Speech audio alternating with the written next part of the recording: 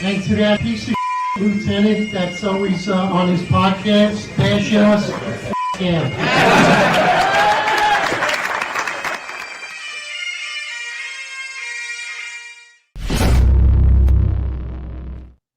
Attention to roll call. That's right. Good morning, everybody. 8:05 live Eastern time. And of course, we got great content for you. It's Monday morning. We're back in action here. A lot going on. So hopefully most people watched the service for Charlie Kirk. It was quite interesting. Didn't seem too heartfelt. A lot of bureaucracy, a lot of political theater. So at this point, is Charlie Kirk our next JFK? So whether you believe Tyler Robinson is guilty or not, there's a lot of social media influence involved in this, and there's a lot of theories. There's a lot of thought. The bottom line is this: is Charlie Kirk's assassination our generation's JFK? So there's a lot to think about. Let's get into the topic: conspiracy theories or not. But the point is, this is our generation's era of topical assassination. So, John, what are your thoughts? Yeah, 1963, John F. Kennedy gets assassinated, right? Second president, Abraham Lincoln, and I believe there was one in between that too. But JFK gets assassinated in 1963. There's no social media. Video comes out years later. There's not a lot of evidence around that, and yet here we are in 2025, and nobody believes the official narrative, right? We were supposed to get the documents. The documents came out. Even the documents don't really tell much. This was destroyed. That was destroyed. And nobody believes the official narrative. Nobody thinks that Lee Harvey Oswald acted alone or made people say that he wasn't even there. We still question whether it was the mafia that killed him, what faction of the mafia that killed him. We question whether it was our own government that killed him. We question whether it was Cuba that killed him. We question whether it was Russia that killed him. And Charlie Kirk's assassination, in my opinion, is going to be the same exact thing, but much worse, on a totally different level than we've ever seen, because we have numerous video. We have basically online sleuths doing the job of the FBI, and appears to me to be doing a better job than the FBI. And I think, again, here we are, and nobody believes the official narrative. And I think unless there's some transparency that comes out in 40, 50 years, we'll still be sitting there. People, another generation of kids that weren't alive will be sitting there talking about the assassination of Charlie Kirk, and nobody will believe the official narrative either. Yeah. Good morning, guys. Good morning, chat. Hope everyone had a great weekend. Yeah, there's a lot. When you think about Charlie Kirk, there's a lot of comparisons to JFK, and I'd like to remind everyone that JFK, he besides being the youngest president, he was really the first president to really use this new media at the time, which was relatively new media at the time, which was television. He was the first president to truly seize that and use it to build a youthful movement, and he was also a very charismatic, as we've all seen from all the old videos. And in a lot of ways, Charlie Kirk had seized that new media too to kind of build a huge groundswell of support from youth. And that new media is social media, and that culture that comes with it. In a lot of ways, that the social media culture was kind of switched over to being right with like things like memes and just the fact that you have a young guy who at the time was just in his early 30s, and when he began was in his late 20s. So he was a very young guy, and he had built kind of seized that new media to build support. And so when we make that comparison between him and JFK, it's not only in the way he died, but it's in the fact that these guys were both young political figures, and they had a lot of potential. So yeah, there's a lot to talk about in this what happened over the weekend, and I think we'll have another great discussion today, and I'm sure the chat will be on fire today as well. I see extreme amount of similarities and differences in JFK and Charlie Kirk, but I do see a lot of similarities. So for one, JFK at the time was considered a TV president, right? Not much media was covered when it came to presidents at the time, and the media was more controlled on what was observed by the public. And I think JFK really changed that. He was kind of he was looked at as a media personality, right? He had exactly what you said, Marlon. He had charisma. He was extremely charismatic, and he appealed to the public. They liked him. He was young. He was a good-looking guy, and some people were concerned that it was more about image than actually him doing his job. And for one, I think you could argue that JFK might be the first person that was actually trying to be president, because it was always appeared, and it appears now, right? Especially, you could argue that JFK might be the last actual real president that was actually trying to be the person calling the shots, that there's not just people behind the scenes. And I think that's where a great argument is. And Charlie Kirk kind of makes that similarity, and he steps outside the box, and he said a lot of things that people were afraid to say. And with that, it was used against him to make sound bites saying that he was racist. I don't believe he was racist. I believe he was given his ideology about DEI, which is not effective. And they used sound bites to create this racist propaganda to use it against him, because he was spot on. He was being truthful when it came to DEI. I think what's interesting also to make the similarities and comparisons to JFK and Charlie Kirk at this point is social media. When JFK was assassinated, information was given out to the public at a much slower pace, because it wasn't the social media and digital era, in comparison to now, where people see it at an instant. And at an instant, we can make our own analysis, and that's why there's so many online sleuths.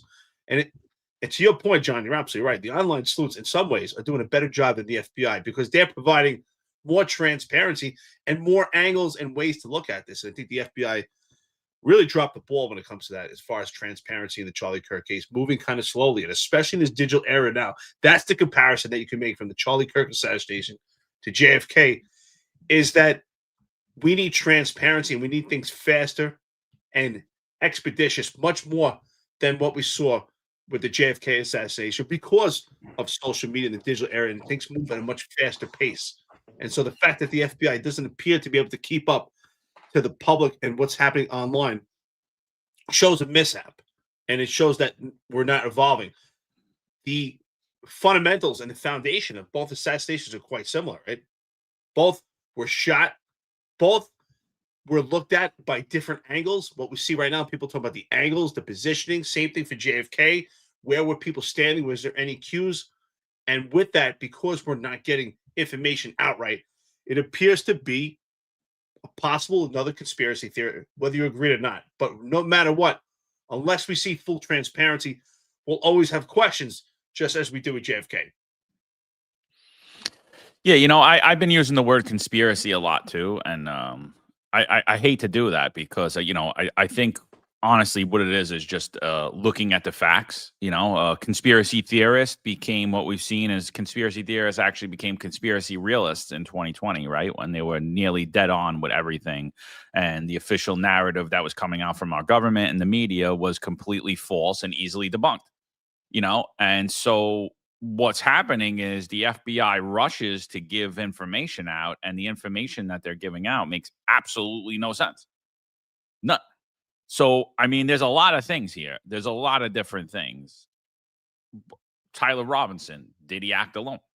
That's the first thing. That's the first thing that's coming out, because we're being told it's a lone wolf. But I've been hearing over these last few days, during this time, and even at Charlie Kirk's memorial, and even out of the President of the United States' mouth, I've been hearing the left, they hate us, they. So did Tyler Robinson act on his own, or is this part of a larger group of individuals on the left? Did he act alone? Is he part of an anarchist radical wing of leftists that are armed militants? Is this part of a foreign government? People claim Israel. Is this part of our own government? And just that alone is one theory, right? That's one thing that will be debated for years and years and years. So KB says it's impactful, but I think it's a stretch to call it our JFK. Honestly, again, I think that this is going to be debated as just alongside JFK. And again, I don't believe anybody believes the official narrative. I personally don't believe that Tyler Robinson acted alone.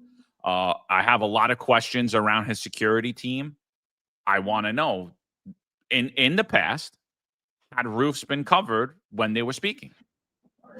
Did they cover roofs when Charlie Kirk was speaking at events? And I believe the answer is yes. And so that leads me to the question, why wasn't the roof covered that day? Why didn't they cover the college roofs that day? And I find it hard to believe that a kid who has no military training, no training on how to assassinate somebody, is going to get up, find the perfect spot to take a shot without being noticed, take the shot, and get away in the middle of the day like nothing happened without having help. I find it very strange that we haven't seen the video of him getting up to the roof, where he went immediately after he got down from the roof. The whole thing seems strange to me. I just curious you guys' thoughts on that. Like, do you believe that Tyler Robinson acted alone, or did he have help? Yeah, I think it's very unlikely that somebody, so young and would know. It's not like he was a guy who was like a military trained, I find it very hard to believe that somebody so young could, execute, would be able to execute such a plan so well, and at least be able to evade the FBI and many police agencies for, close to 48 hours. I'm very skeptic about that. I think, and if you look at history and you look at JFK's assassination, you'd be skeptic too, because Lee Harvey Oswald, one of the things he said when he was being walked out by the Dallas cops, was that he was the patsy, and if you look at him talk himself, he didn't give me that confidence as a guy who could be such a trained killer, a guy who could execute a plan so well, I think there's a lot more going on here, and like you said, John, the Trump and the DOJ and all the people around him are all telling us that they're going after leftist organizations. Okay, so it's not just us saying that, questioning what's going on. They themselves are telling you that they're going after leftist organizations. Why leftist organizations? So I think it's right to have a lot of skepticism about what's going on, and to me it just seems unlikely that a young guy with inexperienced young guy with no military training was able to execute a plan so well and get away with it for again close to 48 hours. These are two figures that really shaped the country in different ways, right? So JFK was very outspoken about, don't ask what your country could do for you, ask what you could do for your country, right? That was the big message. And with Charlie Kirk, the big message was about free speech and having, what I like to say, pretty much opposition meets opportunity to have civil course debates. And that was their legacy while they were alive. And with this assassination, those are similarities.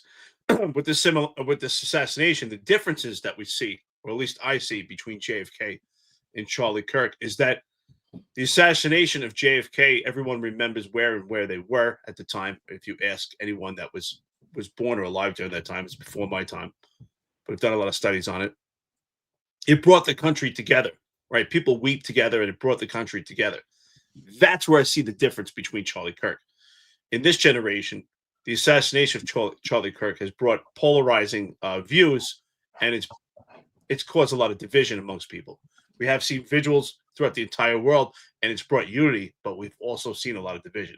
So that's where we have some similarities and differences. Now, when we compare similarities and differences to Lee Harvey Oswald and Tyler Robinson, the part that makes this even more difficult to understand and leaves a lot of room for questions and potential ideas of conspiracy theories, because at least Lee Harvey Oswald was a former Marine who had substantial training. And yet, Tyler Robinson is a 22-year-old kid who has no formal training, nothing that we're aware of, other than that his father, was a law enforcement officer. And to me, by and large, that doesn't hold much weight either. You know, serving in law enforcement, if I never had any military experience, I wouldn't be able to understand the gravity and the nomenclature of pulling off a shot like that. That takes substantial military training or substantial specialized training if you're in law enforcement. So just the fact that the information was put out that this young man's father was in law enforcement, to me, is not enough to pull off this kind of shot.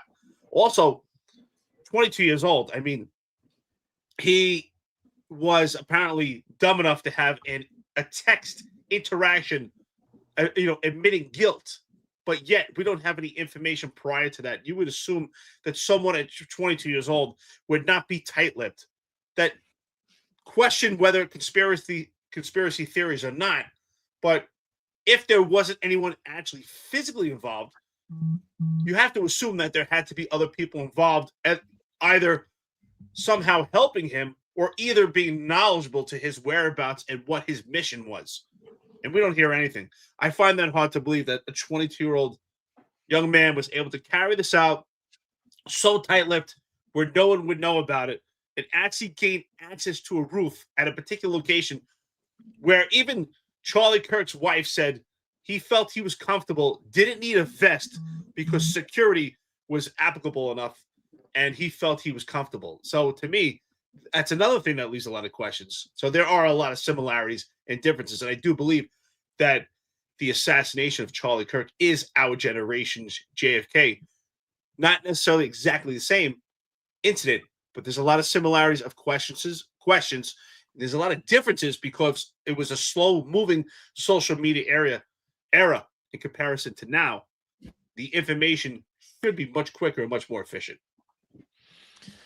Yeah, there's a lot of things with Kirk, man. So, for those of you, when you look at JFK, I mean, I think everybody should check out Operation Northwoods. That was something that the CIA had came to JFK about, where they basically wanted to stage terrorist attacks throughout the country, plane hijackings, and push that narrative onto Cuba so that they could further the movement and stop the spread of communism, right? They were so worried about the spread of communism that they would take out acts of terror on our own people in order to gain public support to go to war with Cuba.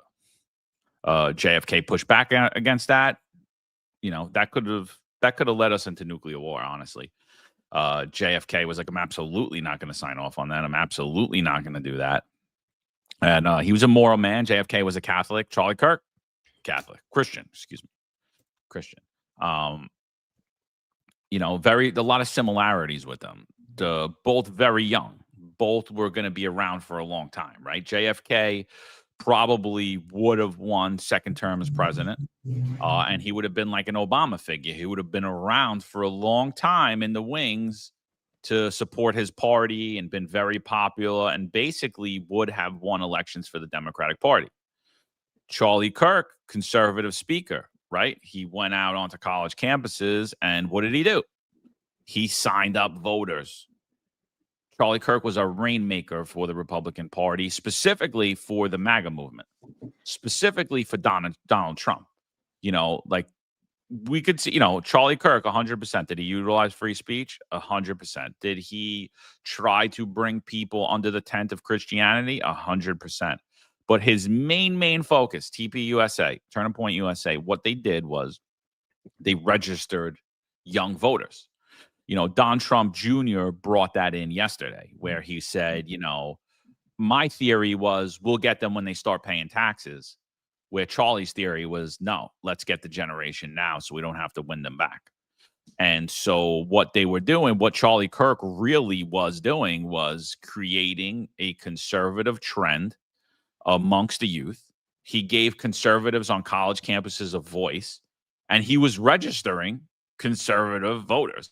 Which is huge. So his sphere of influence, you could argue, was even greater than a president, because he has a whole generation of youth who he's dominating. His messages are dominating. And so there's a lot of reason to take him out from a lot of different people, right? It could be a foreign government. It could be our own government. It could be political rivals.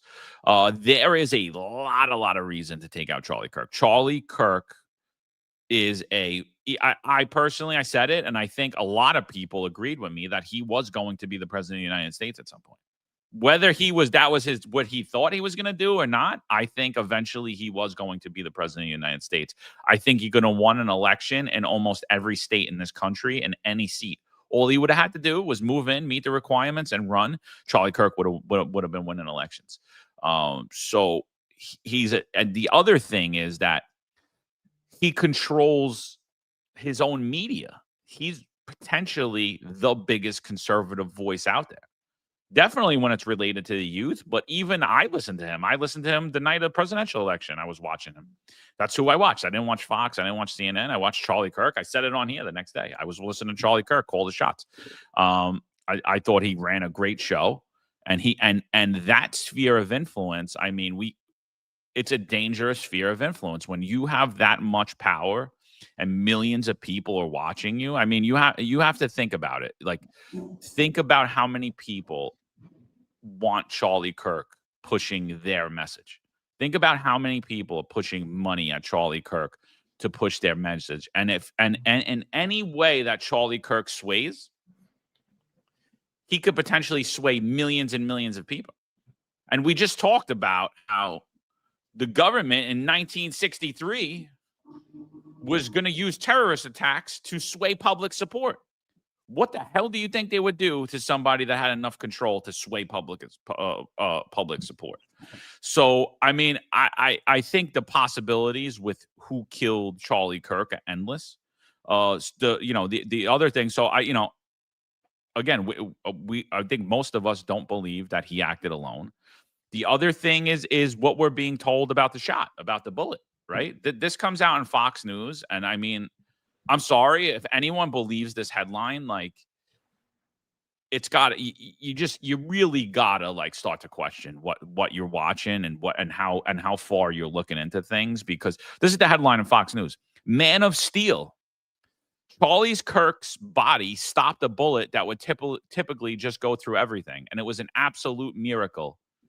No one else was killed. His surgeon told Turning Point USA. When I saw that headline, I'm like, are you kidding me? So we have numerous snipers online. We have numerous hunters, numerous gun experts that are saying that if you took a dead-on shot with a 30-06 and you hit anything in the neck, you could have the biggest, most muscular neck in the world. Besides your spine, there's really nothing to stop it. So they come out and they say this, and literally all of these trained military snipers and hunters come out and they're like, that's absolute bullcrap. There should have been huge splatter behind Charlie Kirk if that was in fact the angle, and that was in fact the weapon that was used.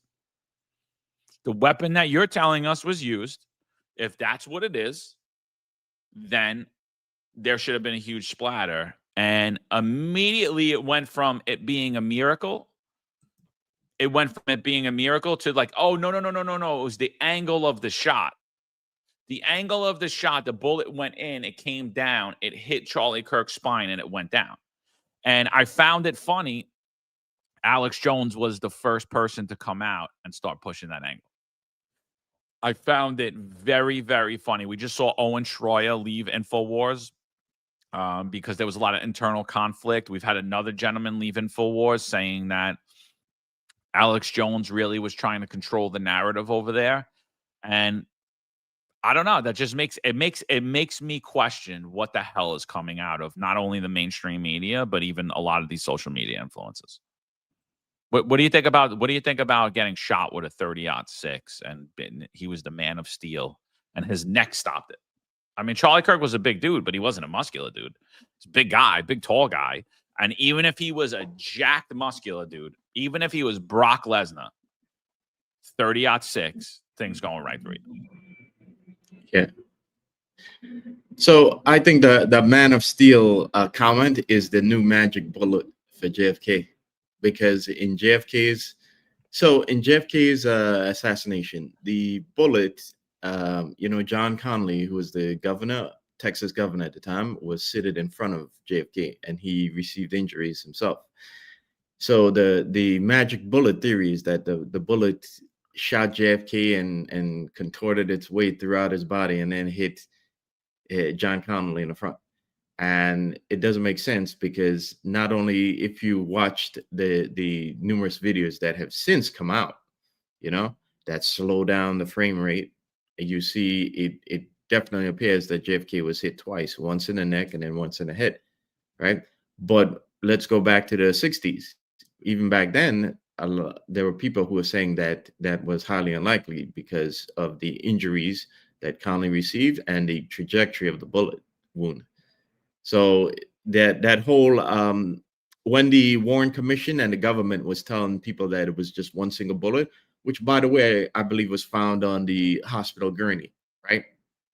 There's a lot of inconsistencies about where the bullet was recovered. But even back then, people questioned the narrative that was coming from government, that it was, this was unlikely. And here we are in 2025, and the government is talking about Charlie Kirk having like unusually strong bones, and he's not a man of steel, So it's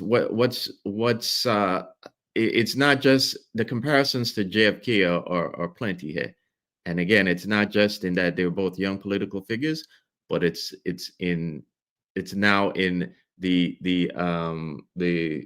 questions the questions and the narrative that's being pushed onto us, asking us to believe things that are highly unlikely, like the bullet wound and the trajectory of the bullet.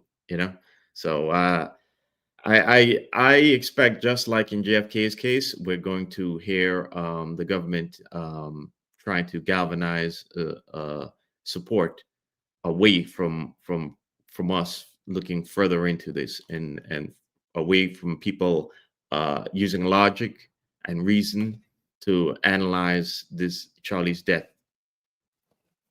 Because if you do, these questions come up, and again, that comparison to JFK comes up, and I don't think I'm not too sure they want that, as it appears to be.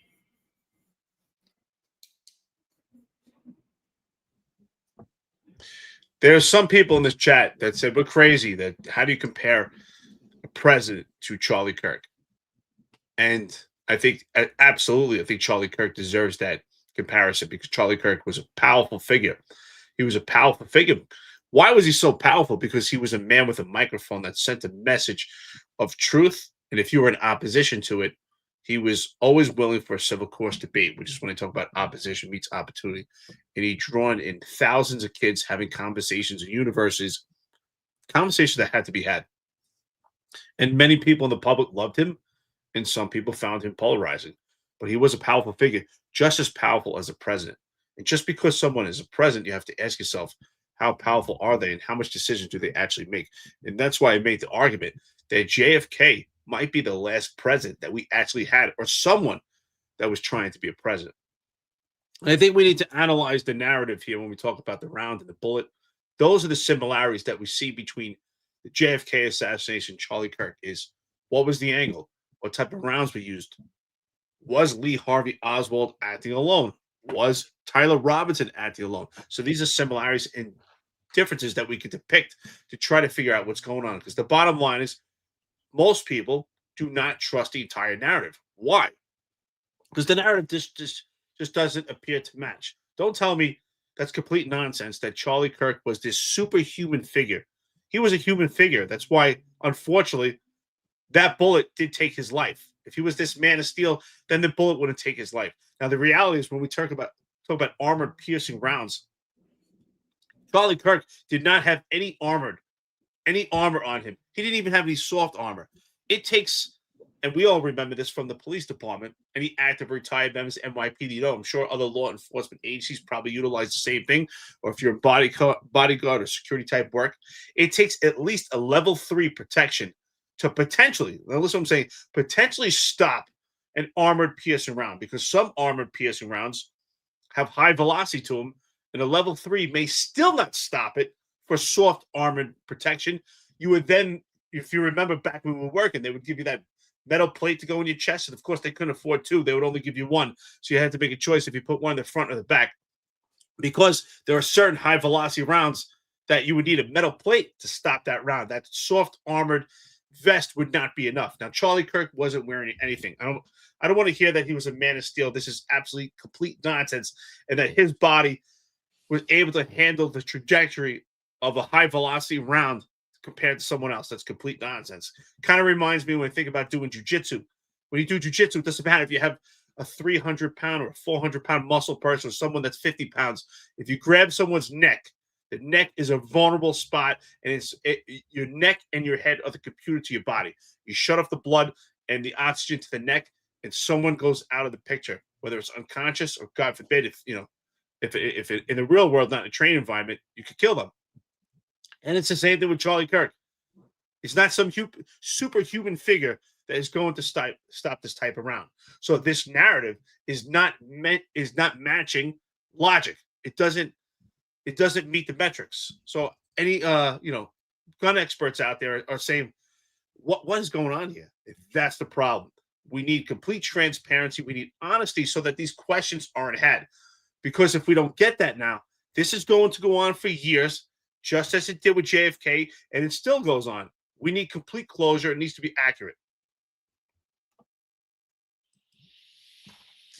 Yeah, I don't know, man. I just don't like any of this. That this is so the bullet theory starts bouncing around, and now we're told that Charlie Kirk is Superman and he has exceptionally strong skin and bones, and he's the man of steel. And then Alex Jones rushes out and does this. He rushes out and does this. I got a call last night from Jack Posobiec, and he says, "Yeah, we see your viral post from an hour ago where you're quoting the TPUSA spokesperson, who, by the way, is a big fan of yours. You've met him, you've hung out with him, had dinner with him, Andrew Colvin, where he's quoting the surgeon that attended to Charlie when he was brought in, and he didn't want to give the details out, so I understand how it looks a little weird that the bullet didn't go through. You need to call him." So I call him, and he goes, "Listen, I don't want to give the details out." I said, "Well, I can't help it if I'm explaining." He goes, "Okay, fine, but it's really gruesome." And he said that, again, he's being shot from down an angle. It hits the spine and then bounces down, which is what it's going down, and then it deflects with its velocity, goes back into the spine, blows out 6 vertebrae. The bullet then shatters. That's what they do. I've shot wild hogs straight on. This has happened, and deer, and then exploded into the heart, and fragments shot up. So he oversimplified when he said, "Oh, then they found the bullet up in the shoulder by the neck." No, it was fragments. And I'm sitting there listening to this in the car, and I'm like, "Yeah, usually I shoot a deer or hog, in the shoulder. If you got a clear shot, but in the woods, you only get a front shot. I got to do it. You hit them in the front. I mean, it'll go in, back out the side, out the front. I mean, it does wild stuff." So I'm not, saying this is absolutely the perfect answer to all of this, but I talked to FBI ballistics experts. They said yes, and I've seen it myself. So that made a lot more sense. So it didn't go through because, oh, yeah, think about it. It's coming down at a major angle, then hits the bone and ricochets down. And I've seen that happen many times where you go into the front of a mammal, and that's what he was, a great man, and then it bounces around. And when I first saw the report, because he was explaining what the surgeon said without giving me all the details, I said, that makes no sense. But I've actually shot hogs on one case, I've shot a lot of them. So they're feral. They want you to get rid of them. Then they eat the baby deer and just destroy everything. I probably shot 90 or more. I was trying to think about it. Wild hogs. I've shot little ones, big ones. Biggest I ever shot was like 400 pounds. Shot it at about. All right. You guys get the point, though. I mean, like, to me, this looks like he's covering a narrative. He's like, oh, I said something. Jack Posobiec called me. They're like, no. He's not the Man of Steel. This is what happened. So, but why'd you let the media narrative run that he was the Man of Steel? Why'd you build the media narrative that the bullet was found in his shoulder? And this is the problem when I'm saying that it appears that internet online sleuths are doing a better job than the FBI. It's because, and I don't mean that you obviously don't have the forensics, you don't have the autopsy, you don't have all the evidence, you don't have all the video. They're breaking down what's already out there, and then they're comparing that to what the FBI is telling us and to what the TPUSA camp is telling us, and it makes absolutely no sense. And here you go. Even Alex Jones was saying it. He started reporting about it after Roger Stone had said this appears like this could possibly be the next JFK. This could be like a JFK style something. I'll get exactly what he said, but he started saying something that there's no way there's not a huge splatter. There's no way it was a 30-06. It doesn't make sense. If that was the entry wound, there's got to be a splatter behind. And so he started the whole thing. Alex Jones ran with it. Now it gets out there in the media. But in the mainstream media, they're saying that Charlie Kirk was the Man of Steel and it was a miracle. And now it looks like, oh, Alex Jones is like, oh, I got the call. I got to stop talking about this. I look like now I have to push this narrative. The same way, if you watch that PBD podcast, when they're trying to debunk what Candace Owens is saying, it sounds exactly the same to me. Like they were running cover, like they were told to do that podcast. Somebody told them to do that. It sounds complete nonsense to me. And by the way, I don't believe everything that Candace Owens says, but I thought that PBD actually did a great job. Him and his whole crew did a great job of actually giving her more credibility, because them trying to debunk Candace Owens, actually they did a horrible job. They didn't debunk anything. And the same thing here with Alex Jones. I think now this makes I watched this and I was like, wait a minute. I don't like this at all. I don't like what I'm listening to. What do you think about what Alex Jones is saying here? Yeah. I used to watch Alex Jones a lot, and I've stopped watching him because I realized a couple months ago that something had changed, And Alex Jones has been putting out stuff there that's like really like out there and really like, it's like, really, you're asking me to suspend a logic here. And when his audience confronts him, because if you look at his Twitter account, when he posts these videos, you see there's pushback from his viewers, right? When there's massive pushback from them, you watch his show the next day and he's now the opposite. He's now coming at you with the antithesis, and it's like that pivot is because he knows that there's pushback too, and that his audience aren't buying the narrative. So I haven't looked at him the same since Trump got back into the White House. And I thought it was strange that months ago Greg Reese left the InfoWars, and Greg Reese puts out a lot of stuff that even Alex Jones doesn't talk about. Greg Reese puts out these short videos that talk about a lot, that make a lot of connections to things that in the past were considered too fringe or too conspiracy.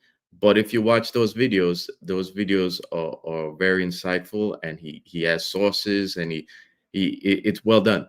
And I thought it was strange when he left. Okay. And he made a comment online that about just not liking the direction where things were going. So the rumor is that Trump's the money Alex Jones owed a lot of money to his lawsuit in Connecticut, and that it was paid off by these tech billionaires, in particular Peter Thiel. And I'm starting to give more credence to that rumor as we see Alex Jones move away from the old Alex Jones, who was questioning everything, right? And who used to criticize Trump all the time and tell him, what are you doing? Okay, we voted for you to do certain things when you get in office. So I'm starting to buy that narrative because the things coming out of his mouth are like, it sounds more like controlled opposition than it does a guy who's an independent journalist. Well, that's a great point. I'm going to piggyback on what you said, because I heard a lot of those grumblings and that rumors also. Is the point is, and I hate to say it, but the reality is that anyone and everything can be bought for the right price. There is a price tag on everything. And that's the reality of life.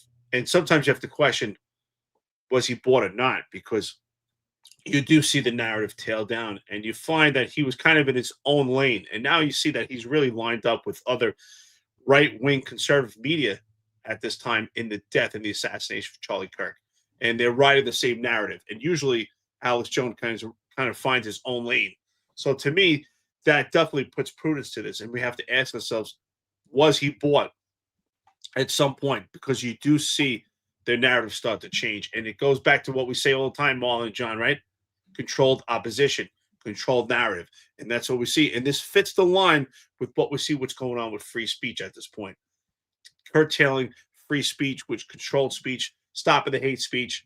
You have to ask yourselves, is Alex Jones a part of that? Is he right about a lot of things? Before, was he right about a lot of things? Yes. But to see him kind of hindrance himself and stop and curb himself from saying certain things, it really begs the question, was he bought and why? And I did hear the same thing, that he had some debt. So that brings a lot of questions, and it surely you have to say, what exactly is the narrative? So, but again, it goes back to what we're saying. If you look at this entire thing in the circle around the assassination of Charlie Kirk, it just leaves too much room for questions, because things are just not adding up. If we test logic, just much of it doesn't make sense. And we don't need scientific evidence. We just need common sense to say, can a 22-year-old man carry this out by himself? And if he's so savvy to carry this out, right? He moves so gingerly that no one can notice. Carry this out, but yet so sloppy to send those type of text messages that were put out to the public. It just doesn't add up. Much of this, if we put logic together, it doesn't add up. And that's where we have questions. And questions and theories and conspiracy theories are really all the same thing. That's what they are. Questions, because we just don't believe the narrative. Yeah, I again, I'm just going to go back to the roof real quick, because a couple of people are saying, oh, they never covered the roofs. So after Butler, PA, where the president was shot and the roofs weren't covered, we didn't think that maybe we should cover roofs at that point. We've had political figures speaking at turning point events. Donald Trump himself has spoke at turning point events. They never thought to cover the roofs. I mean, listen, I'm not a security expert by any stretch of the imagination. I didn't go to school for it. I don't even do security. I've done it in the police department. I don't like to do it. It's not something I like to do, to stand around and wait hand and foot on all these fancy people. It's not my cup of tea. Shout out to those that do it. But I'll tell you right now, if I'm standing there and I'm looking at a building on top, I'm like, we need to cover that. It's common sense. I mean, my daughters are young. They could tell you, yeah, we're worried about the security and safety. What do you think we should do? Maybe we should cover the roof. So, and here's the other thing that made this. So this is a few days prior to Alex Jones, right? This is a few days prior to Alex Jones coming out and now saying, oh, no, everything's good. He's got Roger Stone on. Well, I think he clips out a piece from Roger Stone. Let's hear what only a few days prior to, oh, no. This all looks well and good and normal now. Let's hear what was happening on the Alex Jones show. Kirk assassination. Too many unanswered and illogical questions. He unassembled the rifle, then he reassembled it so it could be conveniently found in the woods. He leaves a total paper trail on Discord, but it seems to me like he's getting directives, instructions about what he should be doing. I've watched these videos again and again. Could it be, much like with JFK, that what we saw was not a shot from the front, but a shot from the rear, and therefore an exit wound, not an entrance wound in his throat. Pardon me if I don't believe that the government that still hasn't told us the full truth about the murder of JFK, still hasn't told us the truth about the murder of RFK, still hasn't told us the truth about the murder of Dr. Martin Luther King, won't tell us the truth about the attempted murder of Ronald Reagan, and hasn't told us the truth about the 2 assassination attempts on Donald Trump, now expects us just to believe, there's nothing else to see here. One shooter from the roof. The whole thing just makes very little sense. You know, so again, like the narrative changed like that. Oh, I just got a call. Let me go up live and change it. Yeah. So about his security team now, keep in mind he had the word is he had 5 guys in a security team.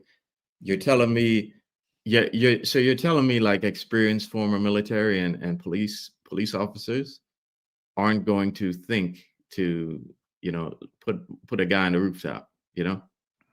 That it just seems so implausible to me that you know, that all of this is happening and there's just so many holes in this. It doesn't make sense. Okay. And that's what you should get at when you're looking at this. You know, just like in JFK's case, there are too many inconsistencies here for us to just believe the straight narrative that we're being told. Okay. I think what's happening is there's we use that word a lot here, but it's perception management, you know, to some degree. And I'm always just asking for is there to be like a transparency about this and for us to know the full truth. And it feels in a lot of ways that you know, it's been gatekept and we're not getting honesty from government and the people who should be investigating this. I mean, certainly when you look at the FBI's case, it's been we're going on maybe 3.5 weeks now, and yet we're still in the dark about a lot of this, you know. Now, I don't expect you're going to hear about the investigation overnight, everything, but it still seems that you know, we've moved on from how he was killed, and we're already on martyrdom, you know. And all we're asking for is that we you know, first investigate the you know, his murder, and let's get to the full truth of that first before we use him for other things. Well, we had 2 apparatus of security at the Charlie Kirk assassination. So one, there was approximately 6 campus police officers at the, excuse me, at the University of Utah. And so those campus police officers would be ultimately in charge of canvassing the area and also crowd control. Now, when it comes to his security team, the security team logically would be responsible for what potential threats could be. And those threats are always navigating what are your potential close proximity threats, but also canvassing. And what's very important when you have a high profile figure is doing a canvas of high ground. High ground would be anything that can be a rooftop. It could be anything from a distance, and that security team would handle it. So it just, as we said earlier, and I said, you don't need some type of scientific measure or tool. You don't even need to be the most savvy security apparatus or operation to understand that you have to protect someone from high ground. And that would be checking those buildings and anything from a distance that there could be access to Charlie Kirk through a rifle or some other form from a distance. And his security team would be responsible for that. And I think if you said, I don't know what he had, I think it's approximately 5, like you said, which is plenty in a situation like that to make sure that buildings are secure. And especially, we should have learned from the incident in Butler, the attempted assassination on Donald Trump. And the only reason it was an attempted assassination was just by pure luck that round missed him. I mean, if it was unfortunate, we'd be having a different conversation. And thank God, God bless Donald Trump, it was just a bad shot. But we have to make sure that that's important when it comes to security threats. It's not just what's in close proximity. It's checking the high ground. So we're testing logic here, and logic just doesn't make sense. It doesn't make sense to me that a 22-year-old kid with no military training, no law enforcement training. I've done some research. I can't even find if this young man did he ROTC type training, anything that's military related. It's nothing other than potentially his father was a law enforcement officer. There are some people in the chat who said, well, his father could have taken him shooting. Okay, maybe. I'm not sure about. Could that be? I don't know if it's enough training to get him to the point, not only to take a rifle, but navigate to the point that you could get on top of the roof with potentially approximately 6 campus police officers and a security team, and apparently, according to Charlie Kirk's wife, that there were already threats, so they would be under high alert. So again, this just doesn't meet logic. I mean, dude, like, come on. I mean, like, we're not even like an eighth of the size of Charlie Kirk's podcast. We get numerous threats every day. I mean, could you imagine the amount of threats that Charlie Kirk was getting? It's crazy. We get 6 sadistic things: text to us, email to us, message to us. Like, could you imagine what that was like for him? I mean, it's on a whole new level. He was probably getting more threats than we're getting likes on Instagram. You know what I mean? Like, what do we get? Like, we got about a couple million a month, 3-4 million a month. Sometimes this is that's probably what he was getting in threats. Like, I mean, there was serious, clear, and present danger, like 100%. And then I think everyone starts to question like the Israel thing now, right? Because we saw Candace Owens turn from Turning Point USA, turn away from Candace Owens, right? Because she started going against. Not that she was. I don't want to say she was against it. Well, I guess she is. I think she is. I think I could say that she's not a fan of the Israeli government. I think I could clearly say that. So Turning Point kind of stepped away from her because Turning Point is more along the line that Israel's our ally, and we should be there. But it's been said that Charlie Kirk has started to call out things that are happening in Gaza. I know for a fact that he was calling out the same bills that I was when it related to the anti-Semitism bills, which were a touch on free speech. So as soon as Charlie Kirk is shot, Israeli Prime Minister Benjamin Netanyahu posts this. He posts praying for Charlie Kirk. I know you guys can't see it. It's kind of small there. Then immediately when it's announced that Charlie Kirk was dead, Benjamin Netanyahu then posts a few hours later, Charlie Kirk was murdered for speaking the truth and defending freedom, a lion-hearted friend of Israel. He fought the lies and stood tall for Judeo-Christian society. I spoke to him only 2 weeks ago and invited him to Israel. Sadly, that visit will not take place. We lost an incredible human being. His boundless pride in America and his valiant belief in free speech will have a long-lasting impact. Rest in peace, Charlie Kirk. So if you read under his tweets, there is a million his loss is like terrible. Complaints about him saying that, right? Like everyone's cursing him out. F you, you're this, you're that. We grieve for him, for his wife, Erica, for his 2 beautiful children. Playing in the background. And for the men. So there's a ton of backlash about that, right? There's a ton of backlash about Netanyahu coming out and saying those things. And now Candace Owens starts saying that Charlie didn't want to go to that meeting, that Charlie had a meeting with Bill Ackman in the Hamptons. And during that, there was a bunch of pro-Israel social media influencers berating Charlie and his stances for having people like Megyn Kelly, comic Dave Smith, Tucker Carlson, who have raised some questions about our actions in Gaza and Israel's actions in Gaza. Like, what are we getting involved in as far as America? Is this really an America First campaign?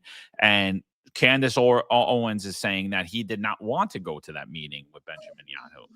And then for the first time ever, I think this is the first time ever, a foreign government comes on national TV and says this. Minister, it's very nice to talk to you again, sir, but I didn't dream that I'd be talking to you so soon since the last time we spoke.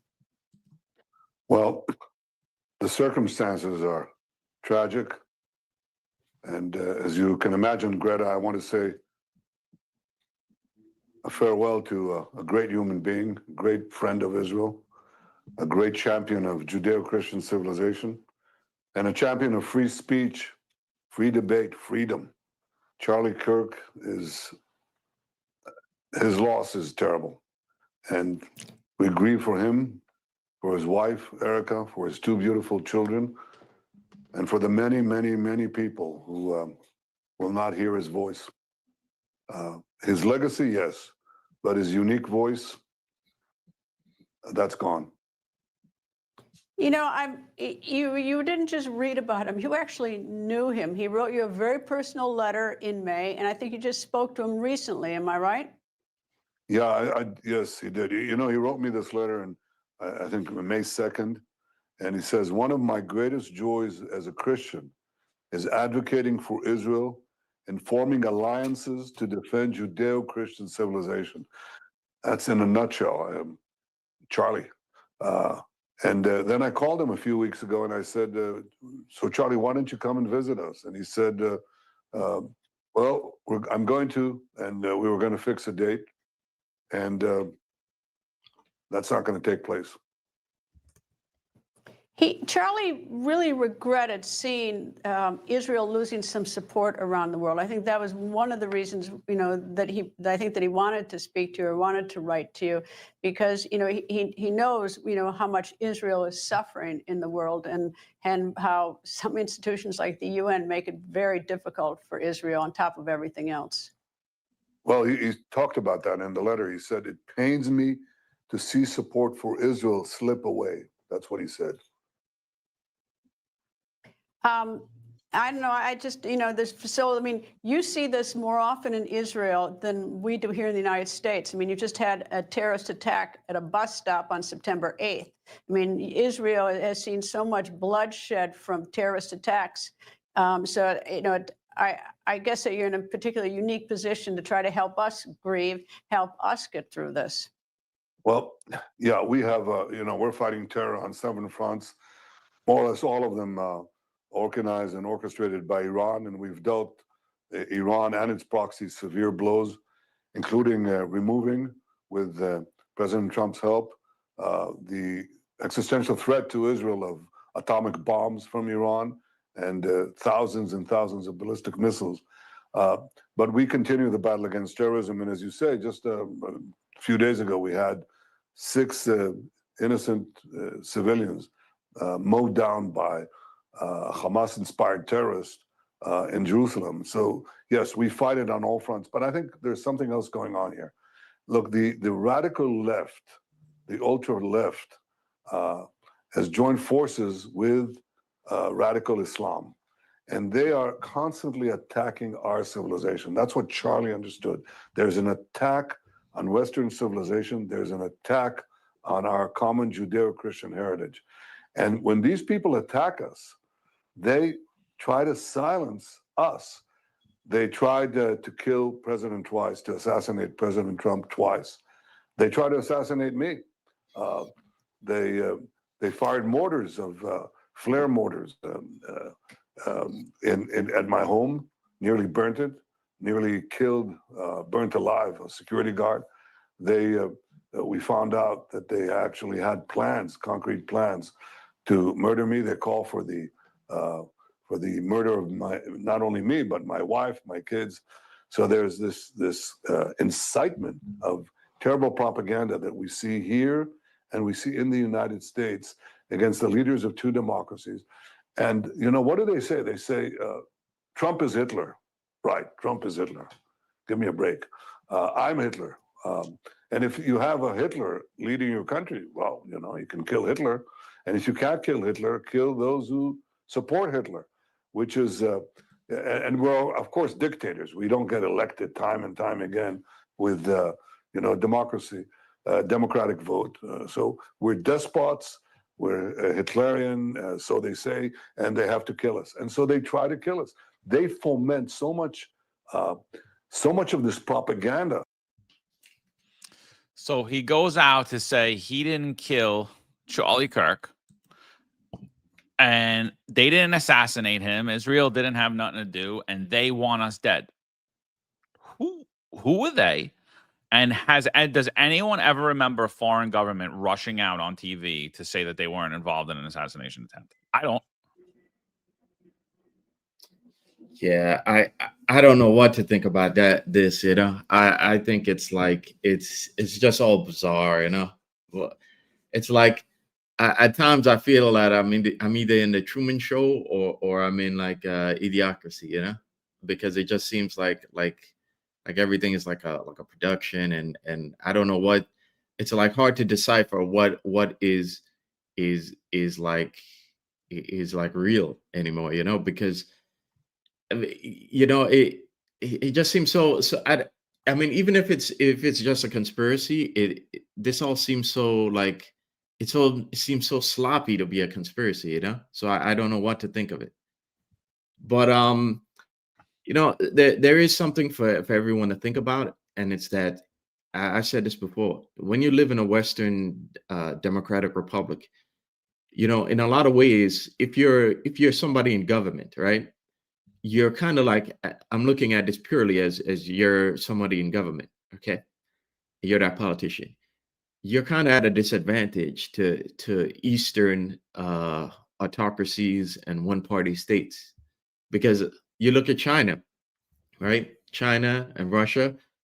What the government, it's easy for government to turn on a dime and to get people to do things, right? Because first of all, those countries aren't as say multicultural culture. They're not as a multicultural society as we are to a certain extent, But they're not. You're not democratic republics like the West, so it's hard for them to get things done. Government over here we have to have discussion, and government has to kind of build support for certain initiatives. Whereas like in China, government's telling you what they're going to do, and it doesn't matter what you think. Okay, it doesn't matter. It's going to happen, and that's because of that. It's easy for them to shift policies quickly, and whereas in the West, it's slow to get things done. Think of it yourself. You look at city government, you look at state government and the federal government. Look how slow they are to do things like cut all that wasteful spending to like I say it on here all the time that we need to build more factories in America. Look how slow Trump is to actually start doing that. Has he proposed trade schools yet? Because we have a shortage of electricians and plumbers and all these trade skills, and a lot of these trade skills you're going to need for factories. So what I'm trying to tell you is that in the West, things move slowly because we have to have discussion, and you have to convince the public. You have to get ground support. So with that said, my question is a fearful, traumatized public beneficial to Western governments? And I would say, yes, they are, because government could use that fear to quickly galvanize support for initiatives that would move us shift public policy a lot faster than say if we just had open discussion about it. Okay, so it's important to think about that when you think about what's happening with Charlie Kirk right now, with him being used as a martyr, and what you look at what happened in Israel, where the government has rapidly moved into Palestine because of October 7th. So it's something that you need to think about. As you look at all these, as you look at what's happening in the news right now, and think to yourself, is us being fearful and being traumatized from an incident like this? How is this beneficial to government? And is government using that now to get policy accomplished a lot faster and without public discussion about it? Marlon, I think you answered your own question. We could just easily rectify that question you have right now by looking at COVID. Look at COVID. It's exactly the template for what we're saying right now. People were in fear. People were sheep. And people were uninformed and uneducated about COVID. And the government, on a globalist level, capitalized on that, capitalized on low information, capitalized on the fact that people are uneducated, unaware of their situation when it came to COVID, and capitalized on that was how they were able to actually move that vax so quickly on that fear. So you're absolutely right. In comparison to an Eastern society where you have big government and people have no say, things move quickly because there is no opposition, right? Things happen by default. The government makes a decision and it moves forward. In Western society, especially the United States, where things do move slower because it's the people that are supposed to have the power. And that's why it's so important, as Charlie Kirk would talk about free speech.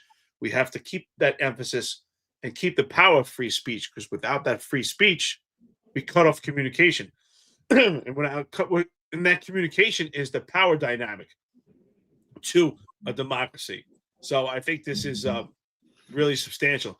Now, when we look at that interview, some people question whether Charlie Kirk did have the ability to become president or not. Now, whether you agree, he would be president or not, you would vote for him. But you have to admit, based on that interview, excuse me, Charlie Kirk was a powerful figure in this country. And his power was not a rifle, it was a microphone. So his voice was so powerful. Just think about that.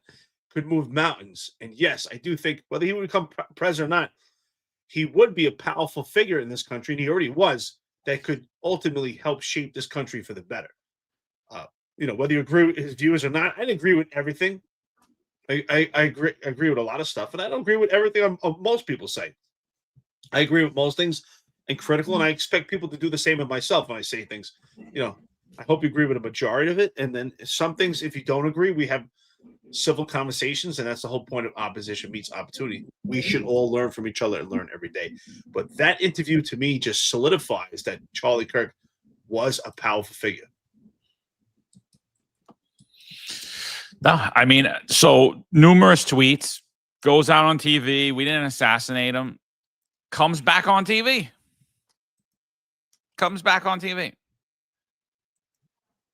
Joseph Goebbels, the Nazi propaganda minister, said that the bigger the lie, the faster it will spread. Well, somebody has fabricated a monstrous big lie that Israel had something to do with Charlie Kirk's horrific murder. This is insane. It is false. It is outrageous.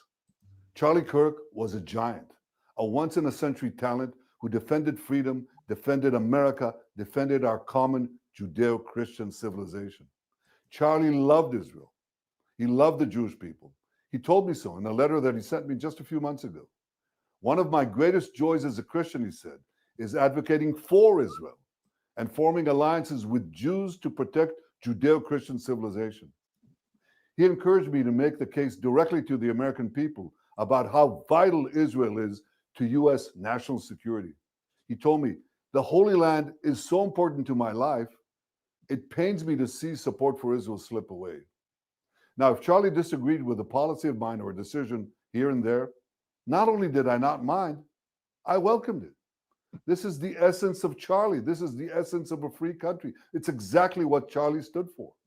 And I knew that his suggestions always came from the heart, from his love for Israel and from his love for the Jewish people. A few weeks before his death, I spoke to Charlie. I invited him to visit Israel again. And sadly, that won't happen.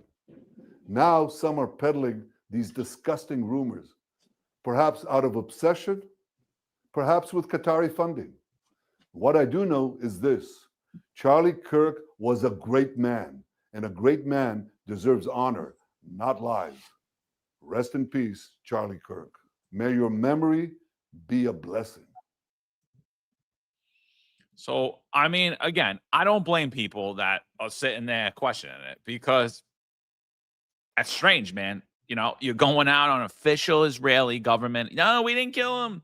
You're peddling these lies. Maybe you did it with Qatari funding, saying that That's those are the claims. I think people allege that about Tucker, about Candace, about Dave Smith, about a lot of people like that. And you know what? And that's a fair point too, because what we've seen is people are being paid to influence. They really are, in essence, influencers because they're not independent voices.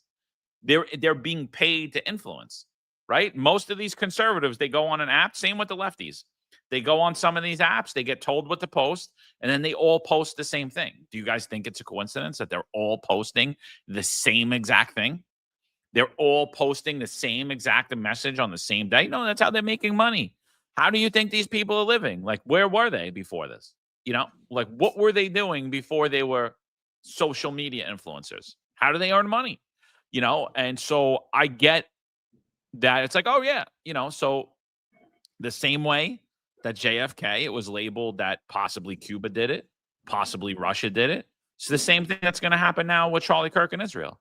People are going to sit there and say the same thing because Charlie Kirk was he against Israel? No, he was a big supporter of Israel, but he commented on things that he thought were wrong when he weighed in on things, especially when it came to free speech, and he also didn't like us running around following Israel's coattails. He believed in America first. And anything that was in retaliation to that, he spoke out against it. Does that mean that he was assassinated by Israel? Absolutely not. But transparency could take all this out. And what we're getting is anything but transparency from our government. It's our government. It's the fault of our government weaponizing our media and their influencers that are causing more conspiracies to pop up and more questions to be raised. Yeah. And they're adding a lot of noise and disinformation to in the public sphere. And what that's doing is just muddying up the whole conversation.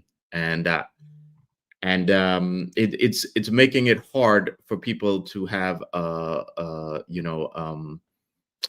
open discussion about it without being called crazy, a kook or something, And I think in this instance, something I've noticed a lot online is that there's among the various other consistent messaging by influencers, because there's a couple of them floating around right now,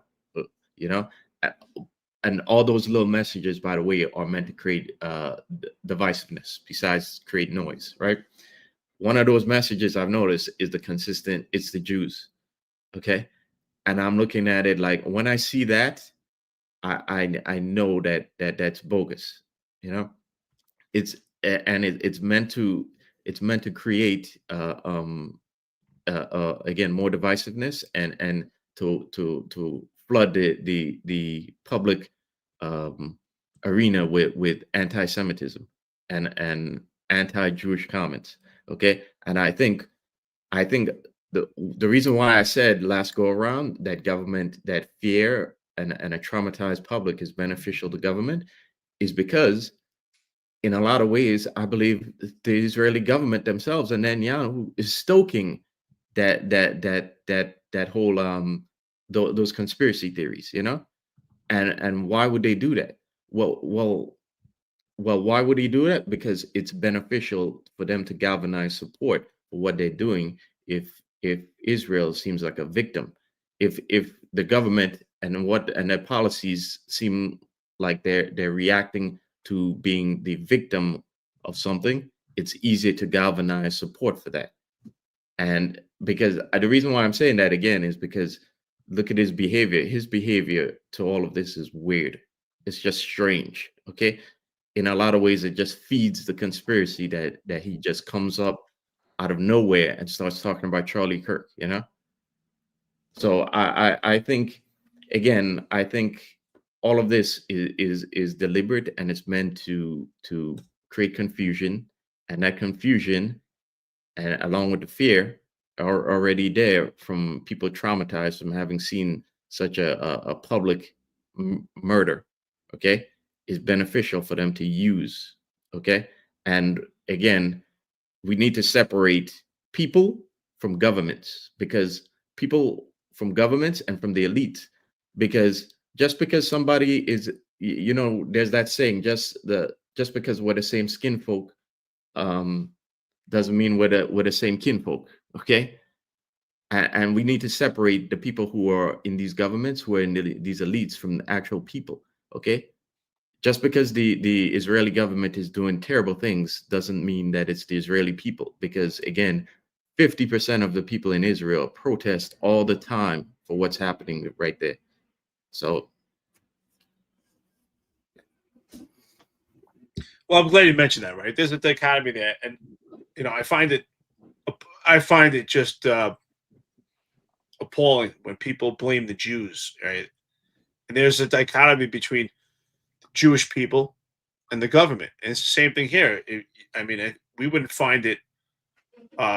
I don't think we would like it if people say, well, I hate all Americans because of the government, right? There's a dichotomy between being an actual American and what goes on with the government. We're talking about government should be separated from your actual, separated from church and values. And there's complete dichotomy there.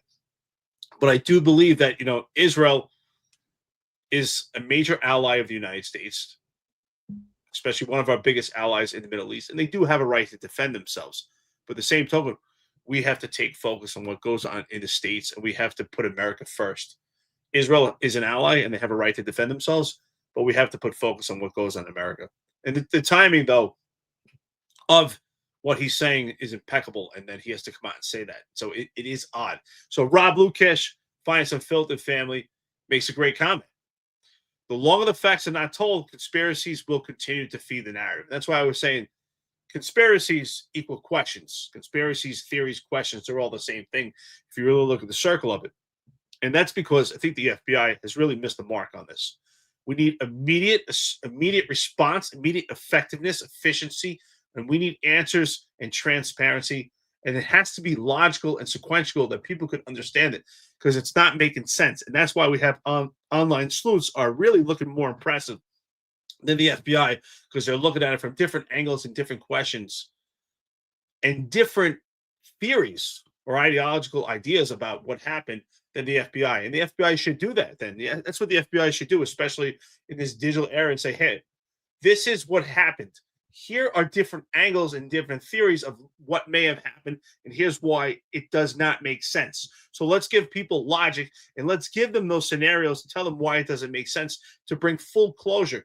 Because if we don't bring closure now, I do believe this is the Charlie Kirk assassination of our generation, and this will linger on for decades, just as the JFK thing still continues to do, right? You can still make movies about JFK because it's such, we are all, even though I didn't live in 1963 and none of us did, we're all emotionally invested by it, because what happened with that JFK assassination and JFK's presidency shaped a lot of what goes on in this country, not just his ability to be charismatic, but him trying to be an actual president.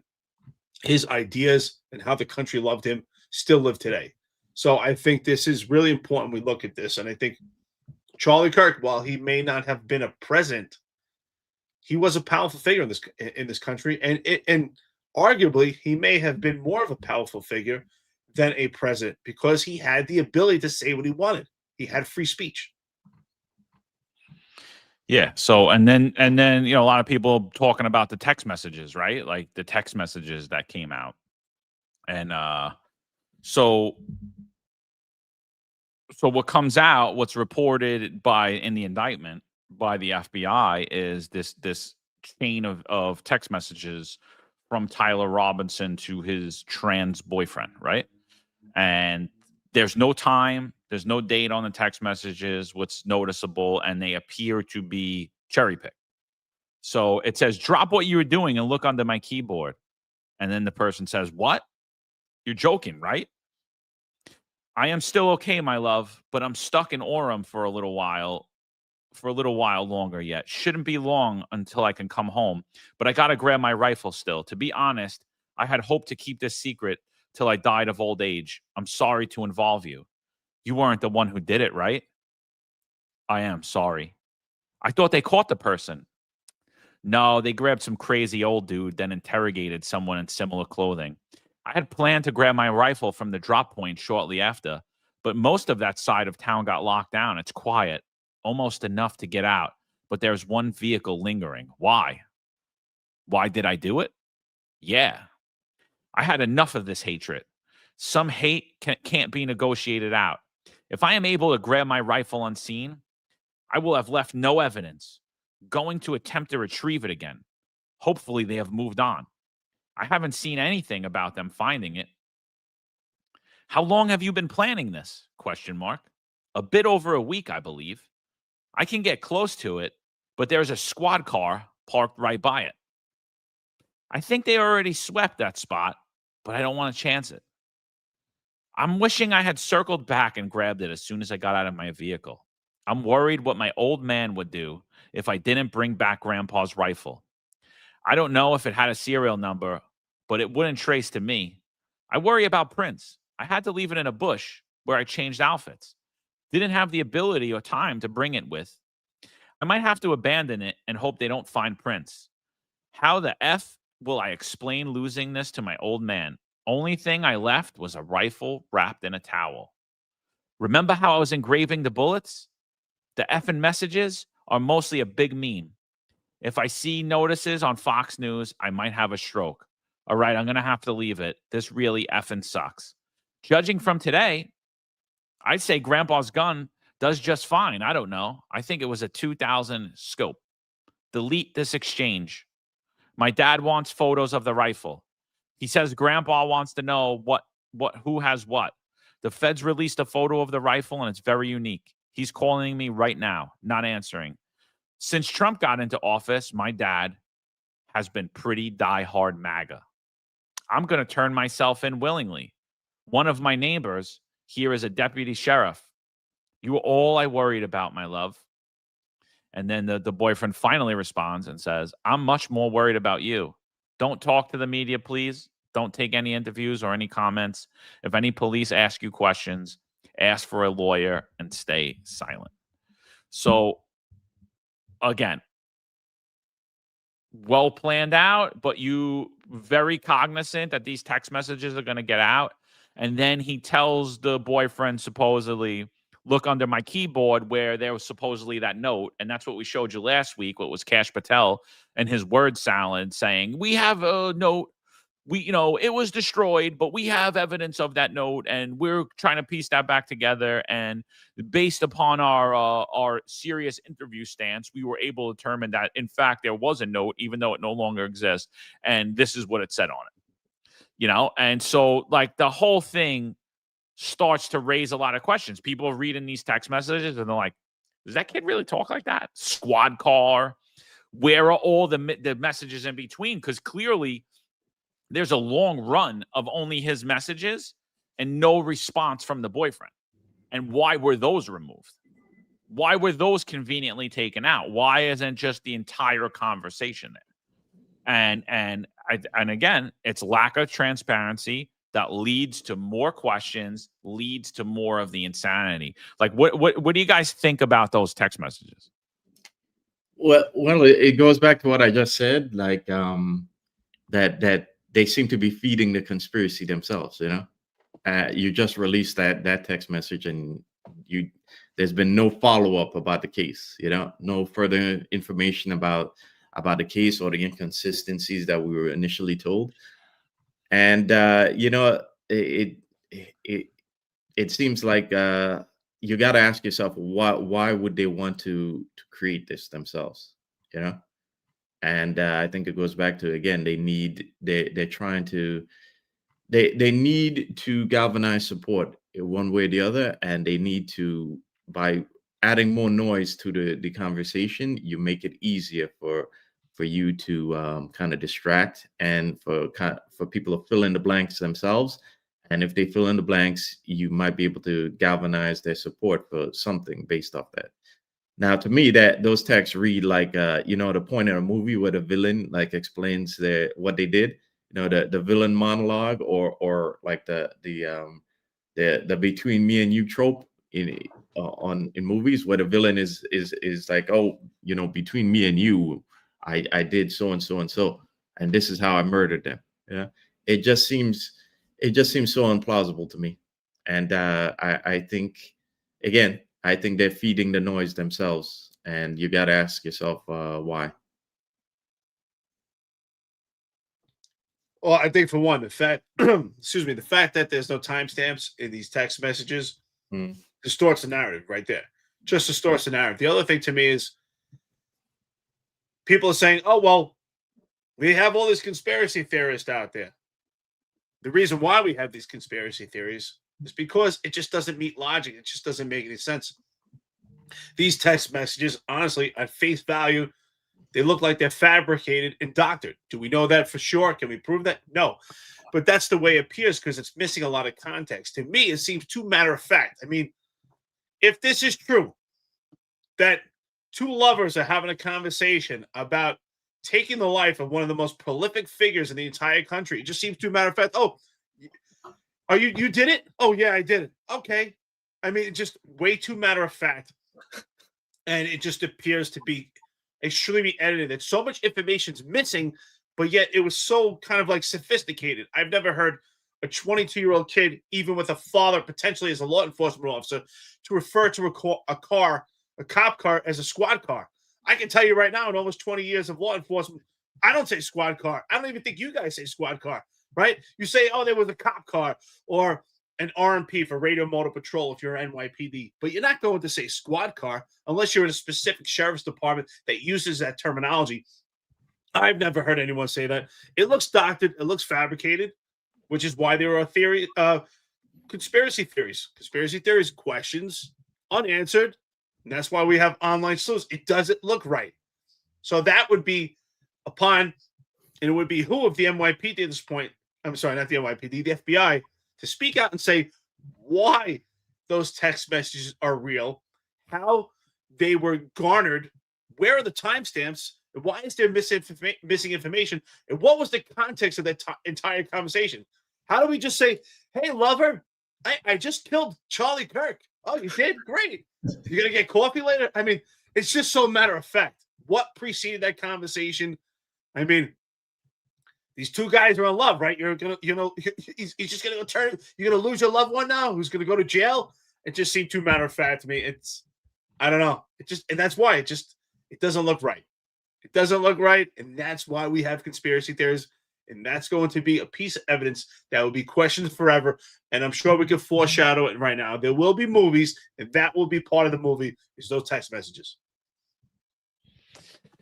Yeah, and then so somebody does a parody of the text messages, and it goes viral, right? And it's like, and it goes viral because, like when there's some truth to it, people find it funny. So this guy releases this, and again, these aren't the real text messages. This is just a parody. But like, it literally, it sounds so ridiculous because the original ones the real ones that we're told are the real text messages sound ridiculous. Hello, roommate and lover. It is I, Tyler James Robinson. Hello, Tyler James Robinson. As a reminder, my pronouns are she, they. You're never going to believe what I did. I was the one who killed Charlie Kirk. What? Yes, I did it. And let me tell you all of the details here in writing so that you know everything. But you need to promise to me you'll never show this chat to anyone, particularly the FBI, which is much better run now that Kash Patel is in charge. Yes, I promise. Please start at the beginning and spare no detail. Okay, well, I started planning in earnest approximately 1 week ago. I did a very detailed reconnaissance of the site, which I learned how to do during Antifa boot camp. But why did you do it? What would you say your motive was? Well, roommate lover, as you know, I have been radicalized online by leftist propaganda, and I had to use violence to suppress free speech.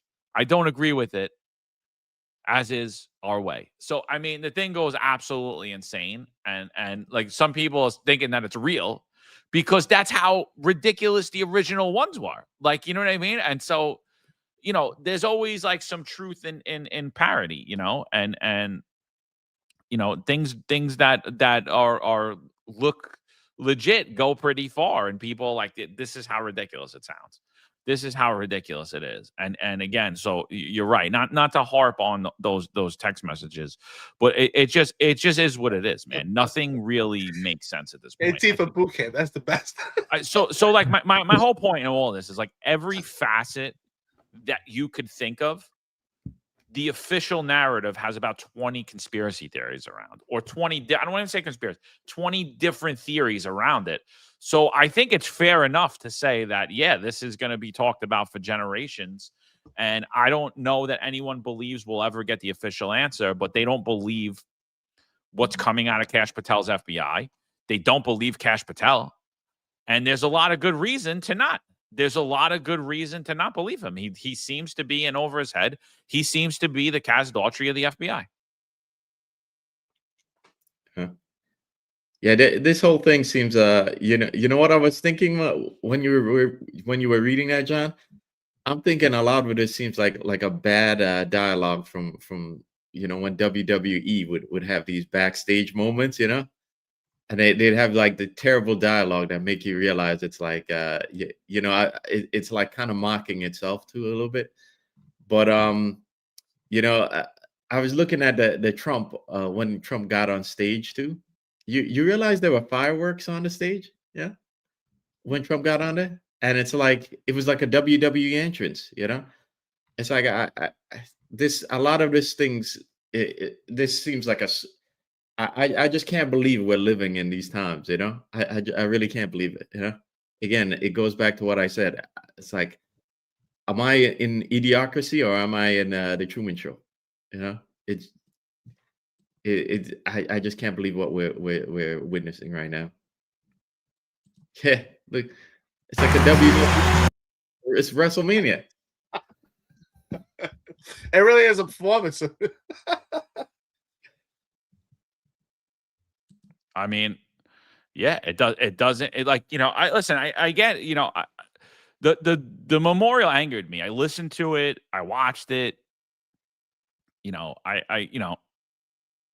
I feel horrible for this woman, but and I guess in like a memorial, you kind of want to celebrate the life of a person, but I don't know, man. Like I have a hard time. Like I have a hard time with people that are close to me, like eulogizing them. I really do. I feel horrible for Erica Kirk, and she went out on stage. She forgave Tyler Robinson, even though till today he still hasn't admitted that he did it. And there's still a lot of questions of if there were more people involved, if the people around her are involved. There's a lot of different questions, but you can't ignore that this seemed like a Trump rally, yeah, more than it seemed like a memorial service. And speech after speech, I was honestly disgusted by it. I was honestly and it was because I really didn't feel that heartfelt care. A couple of people, I'm not going to say everyone, obviously his wife, a couple other people up there, you could tell were very close with Charlie and were struggling through their speeches. But most people, it was like they were campaigning for office. The theatrics, the language, the divisiveness that we're going after. Who are you going at? You're saying it's a lone wolf, but you're saying you're going out there to fight evil. What are you talking about? Who are you going after? I thought you have them. I find these funerals lately just polarizing, and I think they're honestly really disgusting and taken away from the life of the person that you're acknowledging. And I see a lot of similarities between this and the murder of Officer Islam in the NYPD, where we see political theater. We see where people are not really using this as an opportunity to eulogize Charlie Kirk, using it as a podium to have a political stance. And I think there's no place for that at that point. That's why when Officer Islam was killed and he was murdered, I thought Jessica Tisch did such a great job, and it was powerful because she spoke about Officer Islam. And I think this was the opportunity to speak about just Charlie Kirk, his life, what he did, what he loved and about his family and just really about him. But unfortunately, we saw political theatrics, and that's why I say that there are differences and similarities to the assassination of Charlie Kirk and JFK, and that's where the big difference is. The big difference is that JFK's, excuse me, his assassination united the country. I mean, people wept, but they united. And when it comes to Charlie Kirk, they're weeping, but we see division. And that's where I see a major difference. And this could create problems for decades. And I understand for Turning Point, they would use fireworks, and I'm sure that's to honor Charlie Kirk. But at the same token, yes, you want to honor and celebrate someone's life, but this should be an opportunity for calm and really more than that person. But and everyone handles death and trauma differently and how they react to it.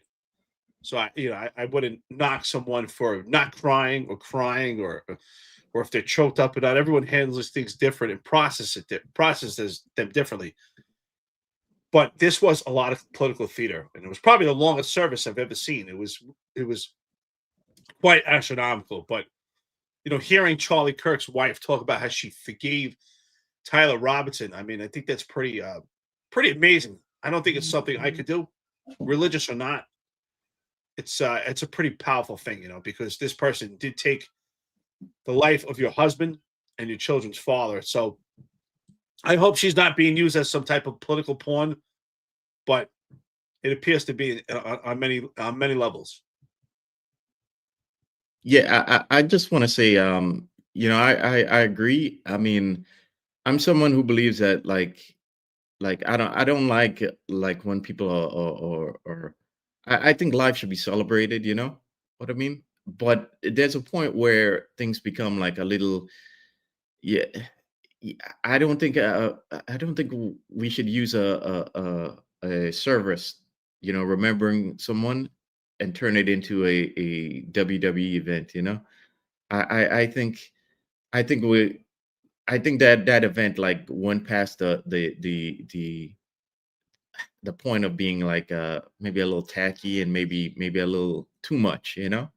And I think when I listened to a lot of their speeches, it seemed like they had forgotten that they were here to honor Charlie Kirk's life, and they made it about them and their cause. And to me, it just made me uncomfortable, and I just don't know what I'm watching anymore, So I think there's a fine line that was crossed, and I think it deserves to be criticized for being for forgetting that they were there to honor Charlie Kirk. No, yeah, I think it was a total political rally. Tucker Carlson too. He's Tucker Carlson. Let's hear what he says. A quick little clip of him.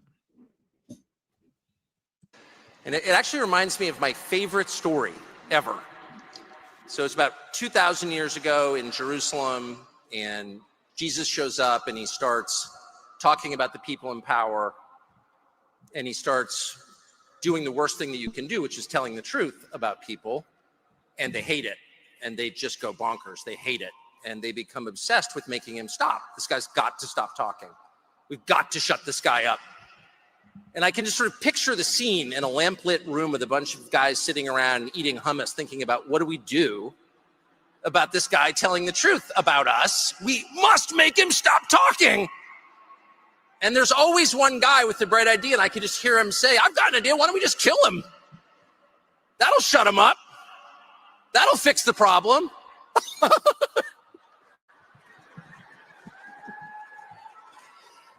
And it actually reminds me of my favorite story ever. I honestly hate his laugh. And like as much as this wasn't political, like that statement, he's kind of talking about he's talking about Charlie there, right? But there's a lot of undertone to what he's saying, right? Like he didn't just say that out of nowhere. He was saying something there, and I think he wasn't just talking about Charlie there. I think he was talking about himself, and I think he was talking about a lot of us.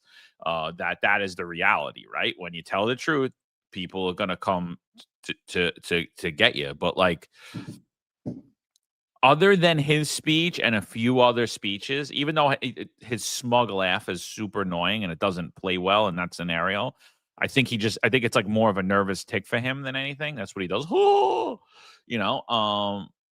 I think that it was 100%. This was a political rally. And Eric, you said that you hope that Erica Kirk wasn't being used, and the unfortunate tragedy, I think, and always when we see cops' wives after their husband was killed in the line of duty, I think that the widow's always used. I honestly do. I think every organization really weaponizes and uses the vulnerabilities of the widow. You know what I mean? And they're really in a really bad spot. I mean, obviously, she just lost her husband. She lost her protector, the father of her children, her source of income, her main source of income. And she's a young girl and she has young kids. She has the whole world in front of her. And so she's in a really vulnerable spot. And I think that's true for every time that a significant other loses their partner. And unfortunately, like, the grieving widow always up there. The NYPD does it greatly. The FDNY does it. And now we're seeing, the country do it. Yeah. I think these processes tend to take on a life of their own, and in a lot of ways, kind of overwhelm the family, who really are there to just mourn and celebrate the life of their loved ones. And like you said, the politicians and the government administrators and whoever else, the media, they all take it and kind of make the process, give it a life of its own, So I think you're right in that we're kind of seeing it here. John, you brought up a great point. Same thing, Marlon. Think about this. We're talking today about Charlie Kirk being our generation's JFK. And that's where we see another similarity, right? If you look at Jackie Kennedy in the aftermath of the JFK assassination, she became a political cultural icon, and she became a big movement for the Democratic Party, right? And I think that we should see the same comparison, you're right, to Erica Kirk, who's now the widow of Charlie Kirk. She's now a powerful figure that might ferment within conservative culture. And I think we're starting to see that. I mean, she's a big part of Turning Point. And I think that you're right, John. I think in some form or shape, the widow, even though, everything is done for her to try to make her go on with life financially and get the support of law enforcement or whatever apparatus that is, right? If it's the fire department, but in some way, shape, or form, they are put on a pedestal to now be the voice, right? To push for legislation, to push for certain things. So in many ways, they are used, and it's capitalized to utilize them as the voice in some type of movement. So I think we can see some comparisons, some similarities between Jackie Kennedy and Erica Kirk. They, both now part of this political movement. Jackie Kennedy was, and Erica Kirk really solidified in that service that she's part of this political movement also. So, and there's religious involved, right? They were devout Catholics. Erica Kirk and Charlie Kirk are Christians. Now, no matter what people could say, well, she's part of this political movement, but still, she, and I think you're right, John, she lost a husband. That's her best friend. That's her lover. That's her everything. That's her kid's father. And she has to move on from that. Whether she has, people say, well, she has money and all this support. That doesn't replace your loved one. That's, she still goes to bed at night and he's not there. And that's a big hole. And for that, my heart goes out to her. So Peggy Rivera was asking, she said, what could they release about details? Could they release about the investigation that would make us feel comfortable about the investigation? So Peggy, it's not just us that have questions. Like, there are millions and millions of Americans that have questions, and we get that it's an active investigation, but based upon their transparent releases, they're creating more questions. So one, we just showed you the text messages, right? Like if we were going to be transparent, show all the text messages with the timestamps on them, right? Like why are you cherry picking text? Why are you cherry picking which text messages you want to release? Doesn't make sense. I mean, that seems like damning evidence, right? Why'd you release that? Active investigation, you know? And then why'd you release the one video of him coming off the roof, but not the other videos, right? Like of him getting to the roof. How did he get to the roof? How did he get there? What time did he get there? Let's see the video of him accessing that roof. How did he access the roof? How did he get on campus? How did he get away? Again, that campus had a major upgrade in 2022 in cameras, and nearly every inch of that campus is cameraed up. So why are you cherry picking which camera you're releasing? If you're going to release it, release the whole thing, and then release the autopsy. And then even with that, Peggy, I hate to say it, the sad state of affairs is that just even if they were openly transparent and they told us everything that happened, every piece of evidence that they had, nobody believes the government anymore. And you know who they have to blame? Themselves. I mean, look, does anyone remember what happened during COVID? And everyone's just pretending like none of it happened. I mean, it was like, honestly, everyone's pretending like it didn't happen. And people are seeing it. It's like political theater. This whole thing is like political theater. Listen to Stephen Miller here. Listen to does this sound like a memorial service to you? The light will defeat the dark. We will prevail over the forces of wickedness and evil. They cannot imagine what they have awakened. They cannot conceive of the army that they have arisen in all of us. Because we stand for what is good, what is virtuous, what is noble. And to those trying to incite violence against us, those trying to foment hatred against us, what do you have? You have nothing. You are nothing. You are wickedness. You are jealousy. You are envy. You are hatred. You are nothing. You can build nothing. You can produce nothing. You can create nothing. We are the ones who build. We are the ones who create. We are the ones who lift up humanity. I mean, to me, I'm disgusted by that speech, honestly. Like you go out there and what are you doing? You're inciting a civil war. That's what you're doing. You're telling us there's a lone wolf, and then you're saying that you're at war, and we have raised an army and we awakened an army against who? Again, did the kid act alone? We don't know. They're saying yes, but their words and their stories are telling us something totally different. They're at war with a force that's out there that's trying to get us all, but yet they're telling us that Tyler Robinson acted alone. So was there a greater conspiracy behind him? And like it sounds from what they're saying, yes, that's what it sounds like. It sounds like there was it a group of left-wing radicals? We don't know. Was it a foreign government? We don't know. Was it the deep state? We don't know. But obviously, they're saying they're at war with somebody or something. I just like to thank Hard X Core. I thought you were trolling us for a while, but you made a great comment here. He says, also, I'm catching up. But Eric, you said earlier shooter's dad was law enforcement. That was debunked by family early on. He's not law enforcement. He owns a construction business.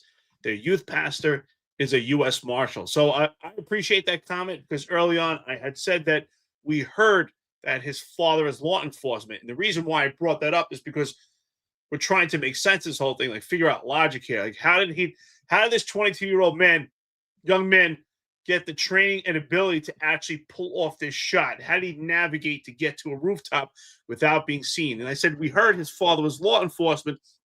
And could that be enough training or information to do that? So you actually solidified and made a bigger point here. It makes it even clearer of, well, what training do you have? And it even leaves more questions and proofs. Well, he didn't have any training. His father wasn't even law enforcement. So it even paints a bigger picture. So for that, I appreciate it. Yeah. That's again, it goes back to if we had actual transparency about this, then there'd be few of these questions, But again, this whole thing there's a lot more noise than there is clarity, and you have to wonder why is this going on, And ask yourself, is this going to create more division, or is it going to create more unity in America? And I think it's going to do the former rather than the latter. And I'm also a little I have to wonder what's coming next. Yeah, Owen Schroyer said a couple of days ago that he had this feeling that that something was about to happen. This like this underlining sense of dread that something is on its way.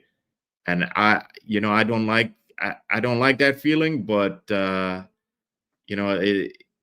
be lying to you if I told you that I'm not feeling it too. Oh, yeah. Hardcore says, and a couple other people made mention of this. My 12-year-old daughter can hit a deer in the neck at 200 plus yards. You guys are way off of your assessment of shots taken. So here's the thing. Like early on, like right when it happened, I had spoken to Eric, and he was like, he's like, I hate to say it, but I think that it was a guy in the military. And I was like, well, I'm going to disagree with you, because I think that these rednecks or these people that grow up hunting or people that live upstate, they could shoot better. I mean, they go into the military, and then Eric was like, yeah, you know what? You're right. When I went into the military, some of these kids from in different states, they were better than the firearm instructors. So there's that, right? There's that. Like, could a civilian make that shot? Absolutely. Civilians could do anything that anybody else could do, right? So, and especially in we have the Second Amendment here. There is a big gun culture in the United States, whether it's for target practice, whether it's for hunting. There are people that are great marksmen that had never entered the military or law enforcement or anything like that, right? But I think what we're really getting at is the shots taken. Then we're told that he disassembled the rifle, and we're told that there's a screwdriver left on the roof that we still haven't seen. We're told that the rifle's not easy to disassemble, but he disassembled it on the roof. He got down. You clearly see that there was video evidence of him on the roof. People had pictures of him. People were pointing to him on the roof prior to it happening. And then he's able to disassemble the rifle, put it in his backpack, jump off the roof. We see him moments later at a Dairy Queen eating. And then the rifle is put back together and left in the woods in a towel, supposedly. But yet the towel's nowhere to be found in the photo of the rifle. And supposedly engraved the shell casings. We haven't seen any of that either. And, the thing is, can any human do that? I guess a sociopath could probably do that. Take a shot and then walk to a Dairy Queen like nothing happened while the whole town's being locked down, and just get in there and have some food and sit down and eat. I guess there are people like that, but is it likely that somebody has that much the nerve? Did this kid have nerves of steel like that, where he could take a shot in front of thousands of people, take his time, disassemble the rifle, jump off the roof, dump the murder weapon, walk to Dairy Queen, have something to eat, hang out, try to get the thing, send his romance novel to his boyfriend? Like, that's the question that people are really hanging out when they're talking about the shot. It's not just the shot.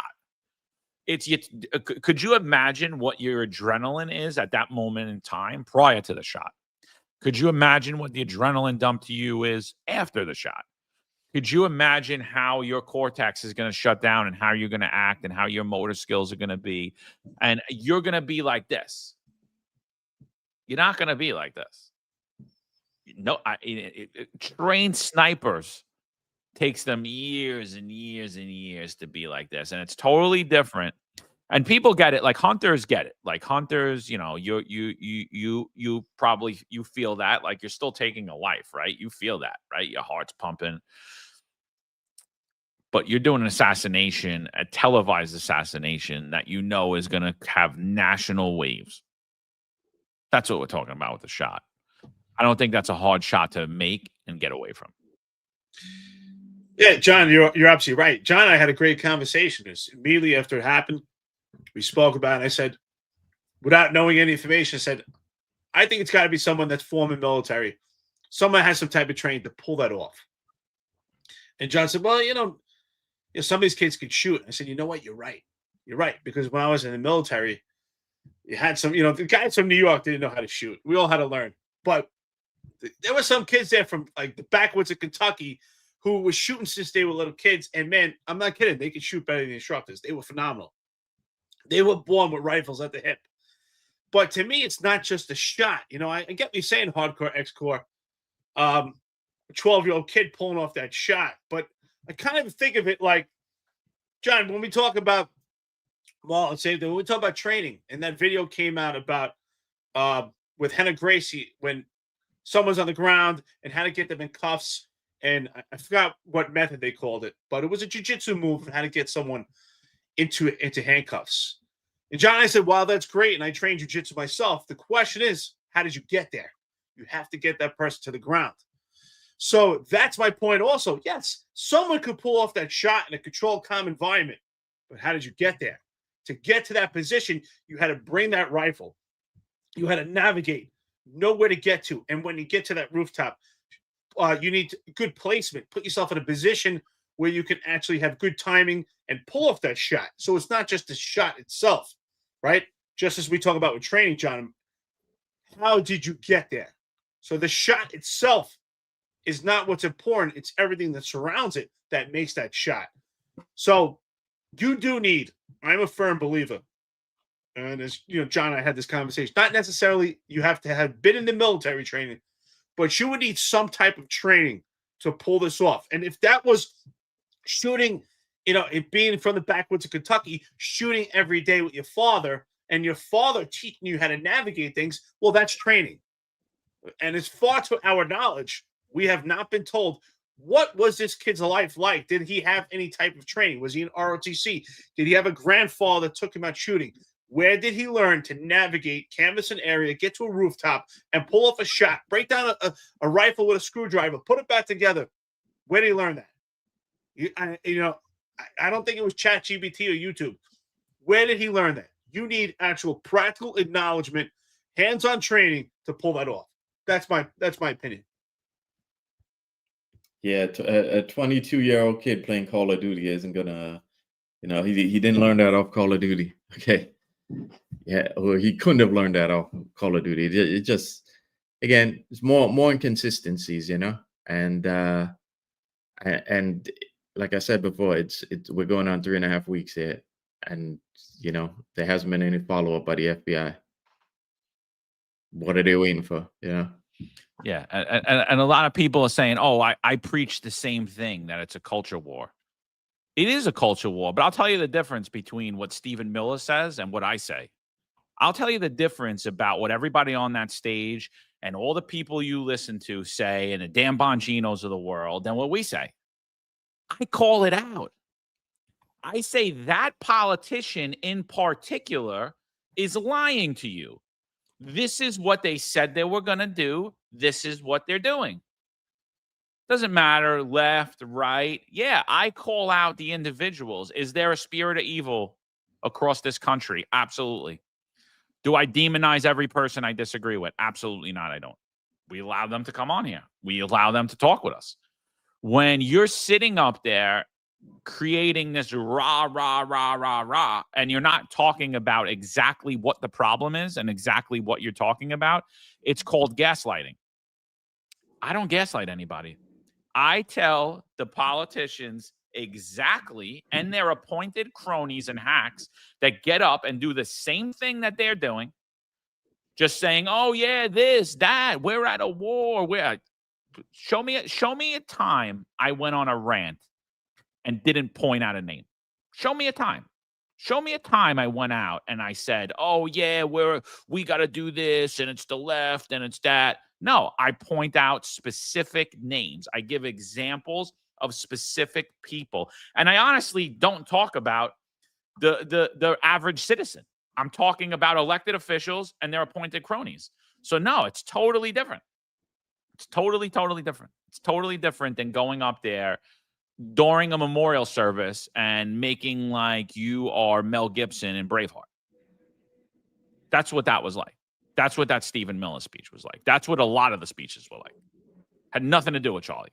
Had nothing. It was me, rah, rah, rah, the left, this. And honestly, the right has proven themselves one thing. MAGA, the diehard MAGA, you've proven yourself one thing. You're absolutely no different. Absolutely no different than the woke left. You're just as woke. You don't believe in free speech just as much. And you follow whatever narrative you're told. You could flip on a dime. You could go from my body, my choice to, yeah, no, it's okay that the government forces stuff in my body. You know, you could go from, no, we believe in free speech to, oh, no, we need to take some people's hate speech away. I mean, that's what's happening in this country. That's why I said on a couple of podcasts ago, this is the most tribalistic this country's ever been. And instead of trying to figure out what's happening and trying to bring us closer together, we're just splitting further apart, right? The cancel culture on the left, it was horrendous, right? I've experienced it. We've all experienced it, right? We've experienced it during COVID. We experienced it during Black Lives Matter. It was cancel culture. What's happening right now? Cancel culture on the right. So now it's okay because we're doing it. We're devolving, people. We're not having a country anymore. This is probably worse state than we were in now than we were before the Civil War in the United States of America. We're in a worse time now, and we're going to continue to do this against an unknown enemy. We had a lone wolf. You got him, right? So what are you talking about? Yeah. I'm gonna say, the mainstream, the mainstream MAGA is no different from the left, because I think there's still a grassroots MAGA out there with people like Thomas Massey and others who are calling this out. And I think, I think MAGA in a lot of ways grew out of the Tea Party, and they were basically like hijacked by the mainstream Republicans. And I think at grassroots, that Tea Party spirit, that MAGA spirit is still there. But when you see when you see MAGA now adopting a lot of the left tactics, the push for censorship, the victimhood. We've talked about this before. Victimhood. When the woke left uses racism to kind of shut down speech, and the woke right uses anti-Semitism to shut down speech, it's the same thing. Okay, so at that level, it's the uni-party. But at the grassroots, I still believe that there's a legitimate MAGA, and there are legitimate people who still want the best for this country, and not just to fight them, the other side. Marlon, I think you're spot on. I think the Tea Party, right, which was around 2009, which was the Barack Obama presidency, I think was the gateway for Donald Trump. I think that populist movement opened the gates for Donald Trump. I mean, right? And it was supposed to be like anti-taxes, move away from the establishment, anti-government. And the Tea Party ended up kind of falling apart, decreased in legitimacy, and it moved into MAGA. I think you're 100% right. And I think that really was that populist was the catapult for Donald Trump. I think you're 100% right when you look at the comparison of how the Tea Party moved into MAGA. So I think at the grassroots, you're right. But what we're seeing is the high level and the high profile in MAGA movement is right that same plane with the left, and they're putting pressure in a different way, and it's now kind of an opposition from the whole totality of the ideology of MAGA. It's big government, right? And we're pushing against free speech, and stopping free speech with hate speech is big government. So you're spot on there. It just shows that this country is in total turmoil, and everything's upside down, and nothing makes sense anymore. And when John says that, you say it too, Marlon, I agree. There will be no more of a country, and No longer will we be the West. We'll be moving like the East if we don't put a stop to it. And we need more mouthpieces. And that's why we're at the point where podcasting and social media influencers are really important to the movement in this country, because mainstream media, which is part of big government, can't be trusted. You can't trust mainstream media. And I think that pinnacle point in that pivotal moment in history, especially for the U.S., is COVID. And that was the turning point where the mainstream media, along with big government, used fear to really turn things around. And now people have woken. You're right. It's funny we're talking about woke. People have woken up and said, wait a minute, we're not going to allow this again. We're not going to be sheep. And we're not going to trust mainstream media. And with that is the birth of all these podcasts and all the social media movement of real people with real stories, real life anecdotal experience, and given the truth. And that's where we're at. And we have to keep our finger on it, and we have to keep pushing that forward. You know, Jack says something here, and look, this is my problem with when you just group identifying. Like Eric alluded to earlier, like when I start talking to people and they're like, the Jews, you lost. I'm like, wait, time out. Who are you talking about? You're talking about every Jewish person? They all think the same? They all act the same? They all support Israel? Like, what are you talking about? Who specifically are you talking about? Oh, you're talking about a handful of people. Okay, maybe you're talking about thousands, but you're not talking about every Jewish person, but yet you're lumping all the Jewish people in there, right? Jack, Republicans are divided between the new era Trump first worship of MAGAs and old school Mitt Romney Republicans. They're very different. Wrong. Republicans are made up of a group of individuals who are on every aspect of the political spectrum, you know, and that is true for every group, whether it's the left, whether it's the Democrat, whether you're an independent, whatever it is, it's a group of individuals. So when we start group identifying people and not really getting down to the solutions, Rob Lukash brings in here, there were no riots after Charlie Kirk's death. There were a ton of riots after George Floyd's death, right? That's the difference between the left and the right. No, there's no difference. There's no difference between the left and the right. Because here was what happened. The politicians on the left allowed, pushed, went out in the media and told people it's perfectly fine for you to go out there and riot, while they locked you on the right in your house, while the right politicians and the left told you to stay in the house. Traditionally, Republicans did that. They stayed in, they wore their mask, they took their shot, they shut their mouth, and they watched their businesses be burned. They watched the offices get shot. They watched the offices get beat, killed, all that. Innocent people get beat, killed, all that stuff. And nobody did a damn thing. Nobody said a damn thing. And now, where were the Republicans? They say that that's wrong. They say that what happened was wrong, right? Those riots were wrong. All of those. We know there were paid protesters there. We know they were paid using our own tax dollars. We know that not-for-profits helped further this. We know that politicians pushed this and strategized this. Who's went to jail? Where are the criminal investigations into any of this? We talk about, you know, there was the what is it? We were against the left. We were against Antifa. We were against Black Lives Matter. While they watched them commit crimes, we did absolutely nothing. Then it was the illegal aliens that, and it still is, that the left loves and the right supposedly wants all of them gone, but nobody's gone. And we're sitting there fighting over it amongst ourselves. And what's happening? We just spent $12 billion in tax dollars. And meanwhile, come to find out, the right's benefiting from those contracts. Come to find out, the people that are telling you that they're going to deport all these people are benefiting from it. So do they really want them to leave? And we're just sitting there like a group of idiots.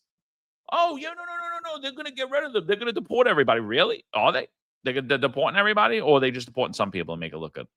Why are they benefiting from the contracts for those things?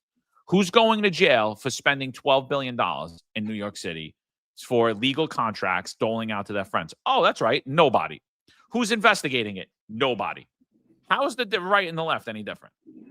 And this comes out the other day. This comes out yesterday. And if this is true, honestly, everybody should be in jail. How could anybody trust anything? How could you trust anything? I don't know that this is true, but this drops in the news. Tom Holman was investigated for accepting $50,000 from undercover FBI agents for government contracts. Trump's DOJ shut it down. That means that Pam Bondi, Donald Trump, Kash Patel, all involved in this. Tom Homan. If this is true, what the F is difference between a Democrat and a Republican? What's the difference? What's the difference between this and Eric Adams? What's the difference between this and the Crumbs crew? There's no difference. We're all just a bunch of idiots listening to these people and think that we're on a side when they're all just hurting us. Guys, it's not left versus right here. I hate to tell you. It's the elites versus the average working person. And some of us idiots are just useful idiots, and we either push the right propaganda or you push the left propaganda. It's like, that's what we are. We're useful idiots. We're being played. I mean, if nobody could see this, and this is why nobody trusts anything. Because how could you trust them to investigate corruption? If this is true, how could you trust these people to investigate anything? How could you believe anything? Yeah. Isn't it strange that you get a guy like Stephen Miller who's now talking about, we're going after Antifa. Isn't it strange that he's talking about it? I mean, think of it. If you needed Charlie Kirk's assassination to do that, I mean, you're the government now. You're in charge now. Trump's in charge of the executive branch. Why don't you do that when you got in there first? Okay. And second, George Soros is part of that. He's part of that establishment. He's part of that money flow that heads into Antifa and all these agitators. Everybody knows this, right? Here's my thing. Scott Bessent, who's the Treasury Secretary, worked for George Soros twice in his career, as recent as 2015. He's now the Treasury Secretary.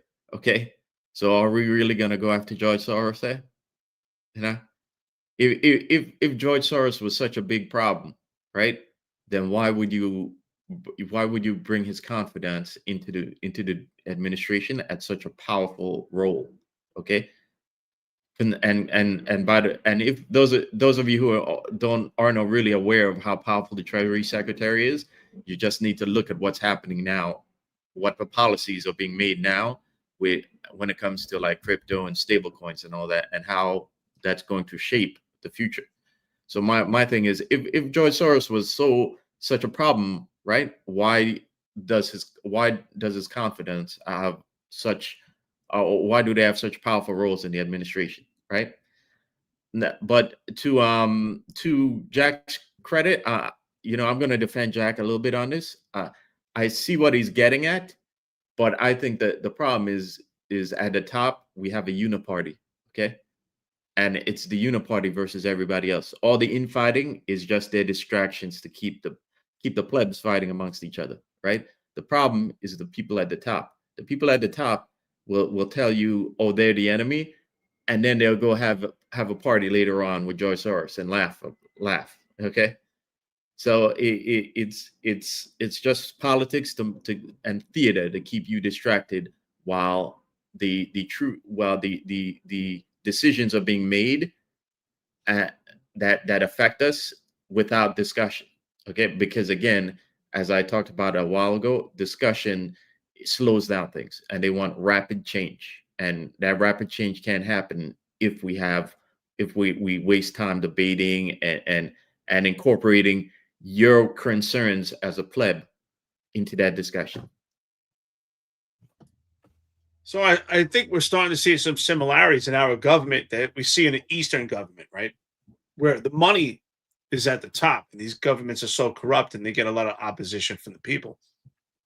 Now, when I was out in Asia, I made quite a few friends out there, but one in particular, extremely intelligent guy. We were talking. I mentioned before on a podcast, but it really solidifies now. And he said the difference between our government and the American government is that our government is so corrupt that it's honest. Like, everyone's aware it's corrupt, and that you can pretty much buy your way out of everything, right? If you're an elite, you can buy anything, right? From a license to anything. But he would say in America, it's so corrupt, but they pretend to be honest. But I think it's at the point now where we don't know what's true or not. And one thing we know is by the mainstream media, they can't be trusted. So to John's point earlier, because I saw someone made a comment, oh, you trust the, I think it was Samara Cohen, do we trust the media now? And what is defining mainstream media? But the bottom line is, and John said it earlier, right?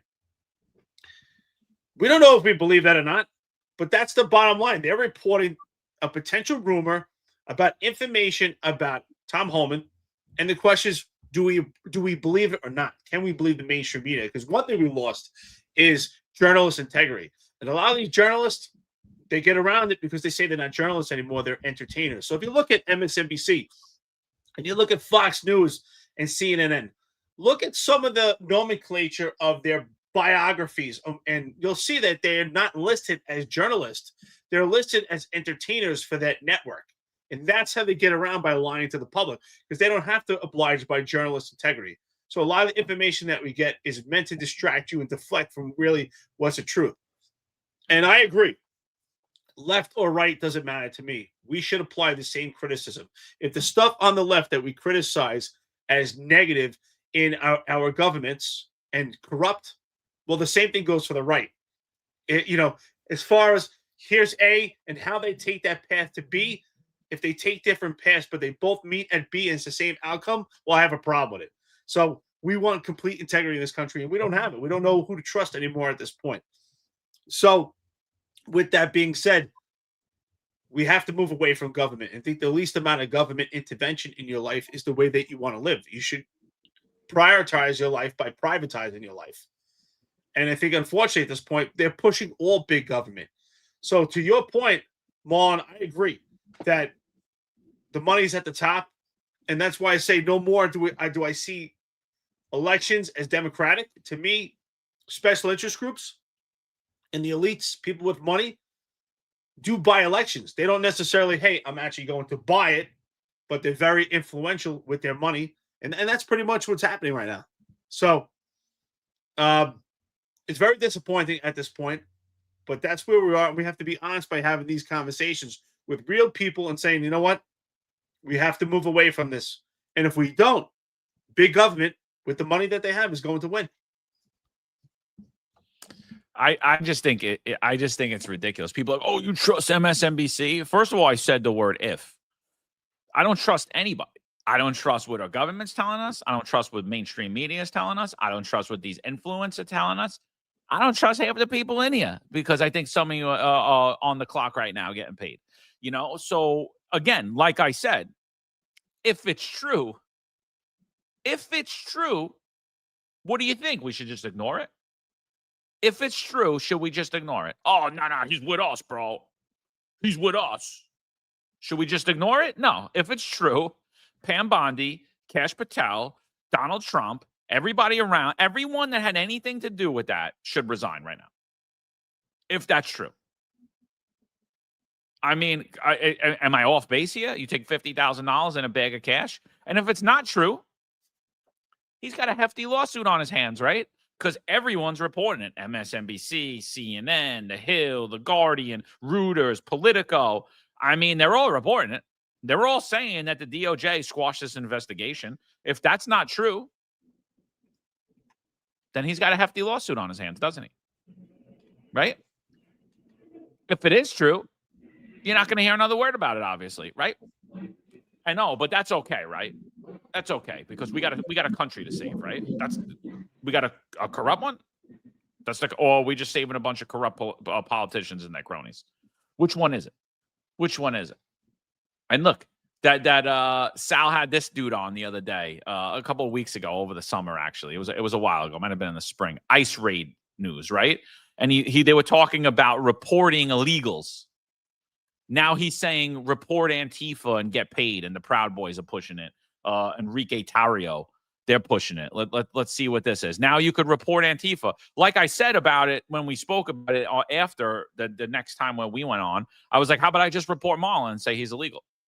I could just report anybody. I could just report anybody. Like, what is this app being used to do? And so you sign in, you take this thing, you connect with the wallet, you report people that you believe are Antifa. You tend to send a picture of them, right? Kidnapping, theft, burglary, larceny, all this stuff. And then you get paid in crypto. I'm like, is this even real? Is this like real life? Like what what are you reporting? What are you reporting? Yeah, yeah. So Enrique Tarrio is now involved with that. Like and he's been it happened around June, and I remember I commented about it. I'm like, how does how exactly does that cut down on illegal immigration? And it sounds more like it creates a society of snitches and Karens ready to report their neighbors to the Stasi. Okay. And Enrique actually replied to that, and he said if their neighborhood is full of illegals, and I asked them, what does an illegal immigrant look like? Okay. It looks like Enrique Tarrio, right? Yep.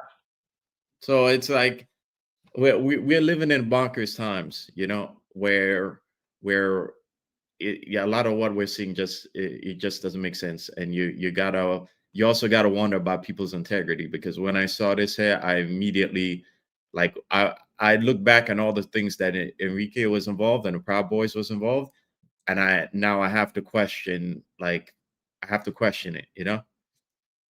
and I have to question, it's already been reported that he's basically working for the feds all along. So now I have to question, like, what was he doing from the get-go?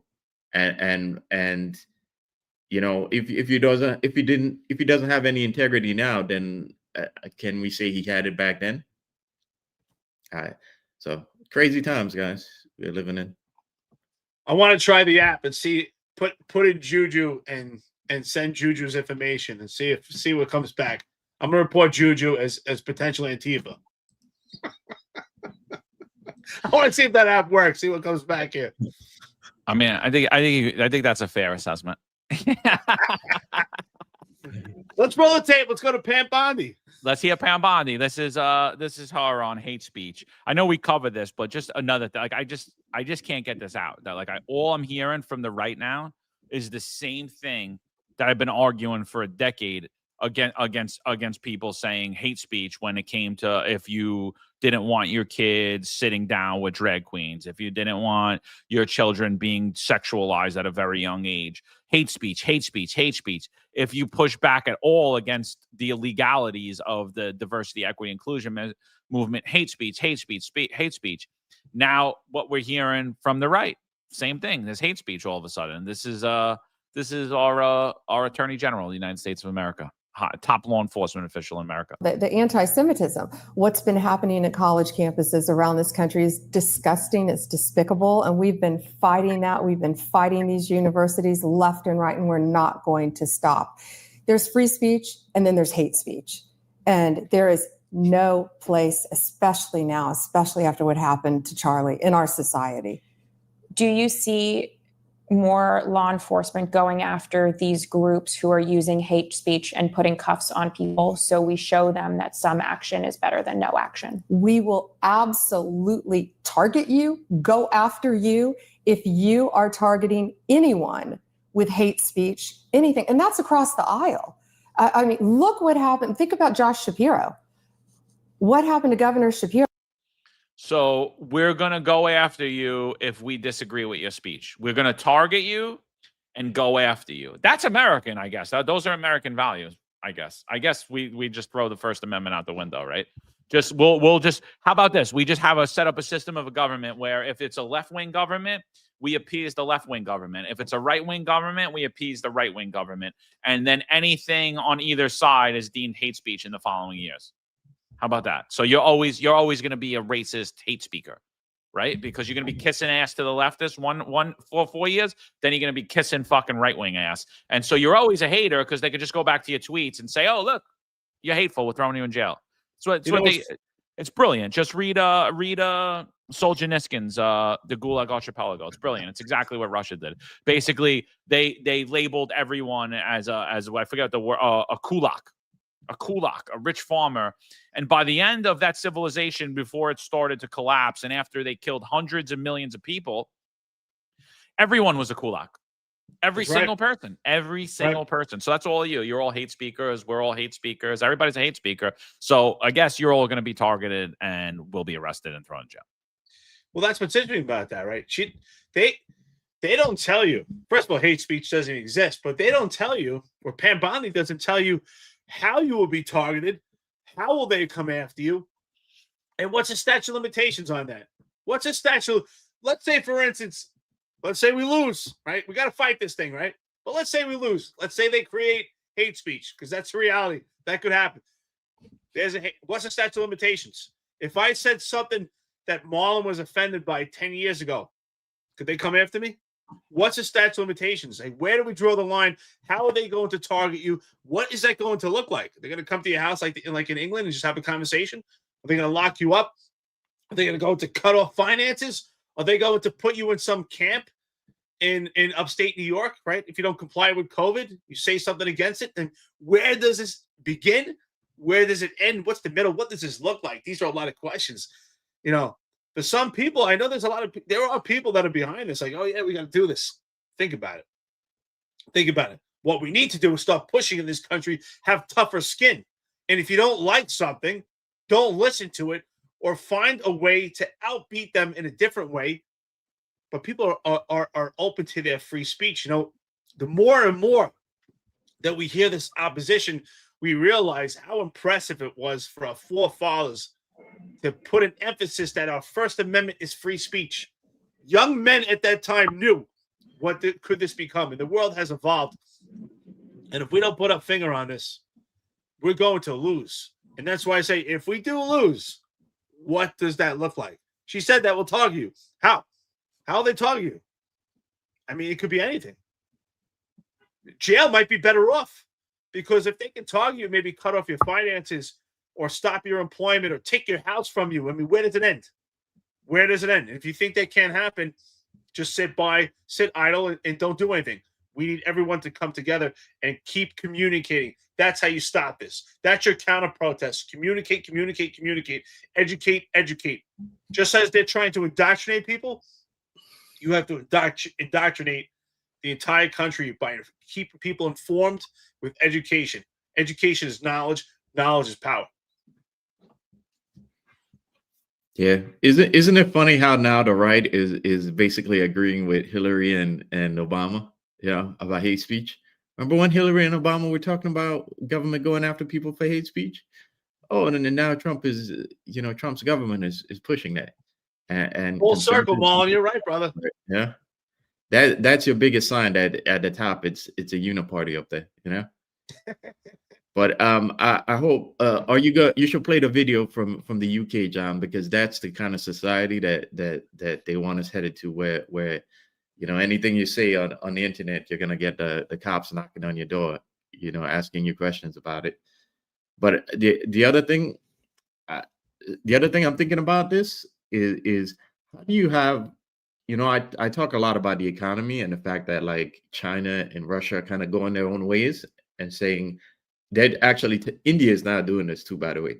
They're telling their people to buy local products. Stop importing like American tech. Build your own local tech. China is saying use our domestic technology and products, right? So in the future that we're headed to, with these countries using their own products and developing their own products to compete with our companies, if you ban hate speech in America, how exactly do you prevent? How exactly do you encourage new ideas from coming about, new technology from coming about, if those new ideas can't attack the old orthodoxy?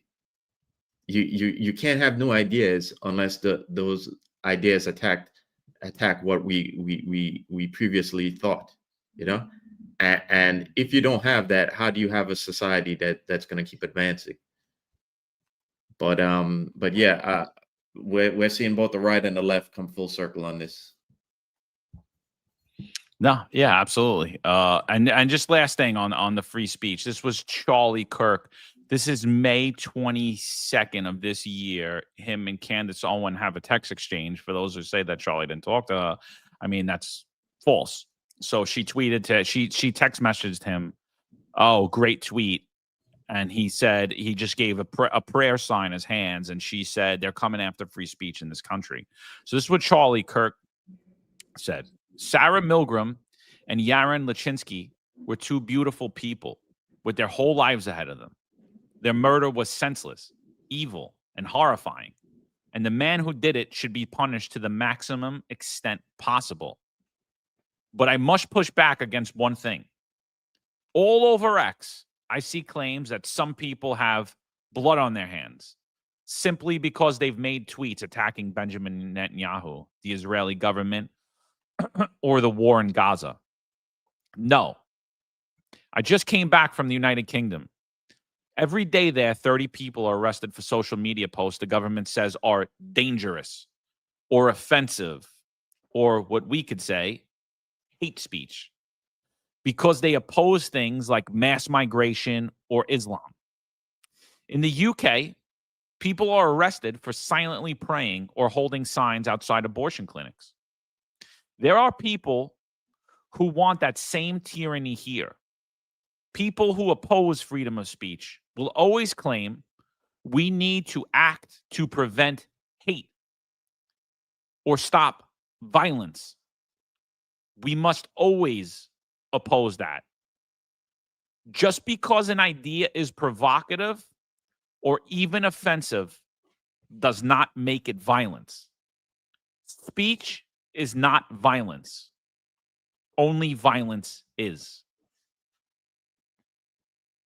Shout out to Charlie Kirk. That was May 22nd, 2025. And shame on Donald Trump, who said when they brought it up to him, a reporter was interviewing him, and she said, "Oh, you know, Charlie Kirk was for free speech," and he goes, "Maybe he wouldn't be now." Shame on Donald Trump for saying that in an interview. He's 80 years old. I think he's slipping a little bit, but absolutely ridiculous. No, Charlie Kirk stood for free speech. Anyone trying to use his assassination to take away your right to free speech is not your friend, and they're not the good guy. Yeah. Yeah. Were you saying something, Eric? Oh. No, I thought you were gonna go.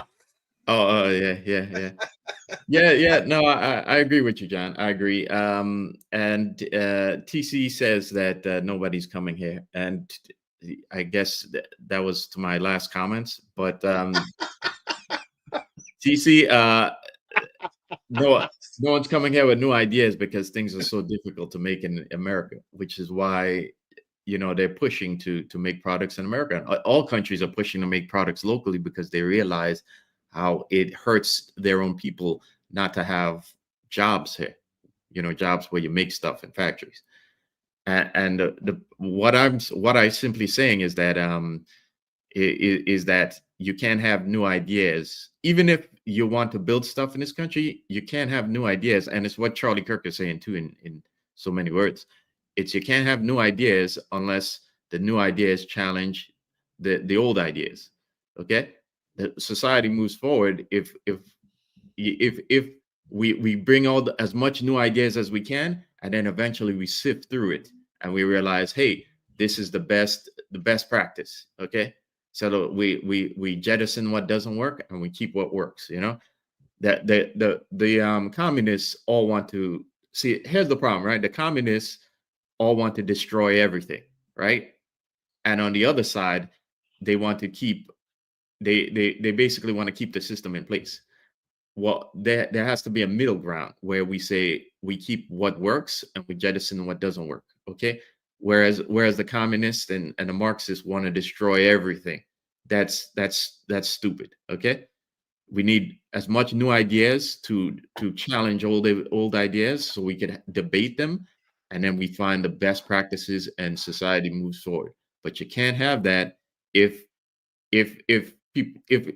hate speech is a thing, because then people are going to be afraid of bringing new ideas, because by challenging the old ones, they're going to be they're risking cops coming and knocking on their doors. I think that's a powerful point, right? And it just shows that if we do allow this, and I'm sure I'm sure to good measure. There are people with their hearts are in the right place, and they're not thinking about the implications of what could happen in decades to come, right? If you look at the Patriot Act, it sounded like such a good thing, in post 9/11. But if you look how that just created more room for surveillance and where it got us to this point, we need to sit back with this and say, wait a minute. As offensive and anti-Semitic you may think certain things are, you have to realize those things have to be allowed, and you have to have tough skin so that we could actually have free speech. So it's that whole thing that your comfort and your safety in comparison to what your liberties are. And again, I find it so impressive that such young men knew, our forefathers with no social media and no, they couldn't foreshadow where we would be, but they understood the implications of that. And that's what makes this country so powerful, right? It happens to work out in perfect order. That your First Amendment is free speech, and your Second Amendment is the right to carry, is the right to firearms, the right to protect yourself. So, do you need to protect yourself? And that's where it goes. But do you need to protect yourself from speech? And no, I mean, people should say what they want, and it's up to you or a person or a group to educate yourself and to make a decision about someone else says and how that influences you or not. But to get to the point that we need government involved in speech, what else would the government get involved in? And if we allow this, what else would they get involved in going further? Could the government then be allowed in your house and determine how many rooms in your house, how people should sleep, how everything should be set up? These are things that we really, I'm just being facetious, but this is the reality. So, that's my daughter, by the way. But the reality is we have to, we have to put an emphasis on how far could the government go and what could they do? Oh yeah, that's it. You're a bunch of don't talk about crime. Talking about crimes, hate speech. So if you talk about the 13-year-old kid that just got shot in the head this morning in Queens, that's hate speech. If you talk about the off-duty cop that got robbed in the Bronx, that's hate speech. If you talk about the person that got stabbed on the subway last night, that's hate speech. Because crime is down. And you're inciting violence by telling the truth and telling what happens and reporting on it. And Nick Francis said, "What defines hate speech?" Because I can tell you neither the left or the right know what hate speech is. And that's because hate speech cannot be defined because there's absolutely no such thing as it. There's nasty speech. It could be hate speech. It could be whatever. It's constitutionally protected, right? It's not a threat. If you're talking about threat, if you're talking about scheming with people to go kill somebody or to blow something up, that's not constitutionally protected speech. But that's not what they're trying to blur the line between that and actual us just doing what we're doing right now, having constructive dialogue, disagreeing with each other, having opinions, and that's wrong. So listen, I know we went very long today on this topic, but it was pretty charged up topic, and I think this is only the beginning, people. Like it really is. This is only the beginning of the Charlie Kirk assassination topic. Like I said, I think people will be talking about this hundreds of years from now, the same they will be talking about JFK. So rest in peace, Charlie Kirk. Let's move over to NYPD. So lawsuit comes out recently, retired NYPD lieutenant comes out and is alleging that a now 98-year-old NYPD doctor sexually abused him for months. Officer was assigned to Viper. The lieutenant was assigned to Viper at the time. Had received some sort of surgery. I don't remember the exact details, and was on medicine. The medicine was causing erectile dysfunction. The officer in the lawsuits alleging that in some substance, the doctor was touching him in his penis, telling him he likes black skin or dark skin or something like that, in an attempt to make his penis aroused. A lot of opinions about this. My just personal opinion on it, I will not corroborate that either. I'm not on any side of this. I don't know that what the lieutenant is saying is true, and I don't know that the doctor did anything either. I'm not about to condemn either of them. What I will say is, though, just thinking about it on its face, could a NYPD lieutenant, a man who's physically stronger and able to dominate another, like an old frail doctor in the medical district, be so scared of the job and so scared of losing their pension and being fired that they might not report themselves being abused. And I think the answer is 1000% that scenario can happen in the NYPD if it hasn't already. I think that we've seen people do things that they would never do out of fear of retaliation from the NYPD.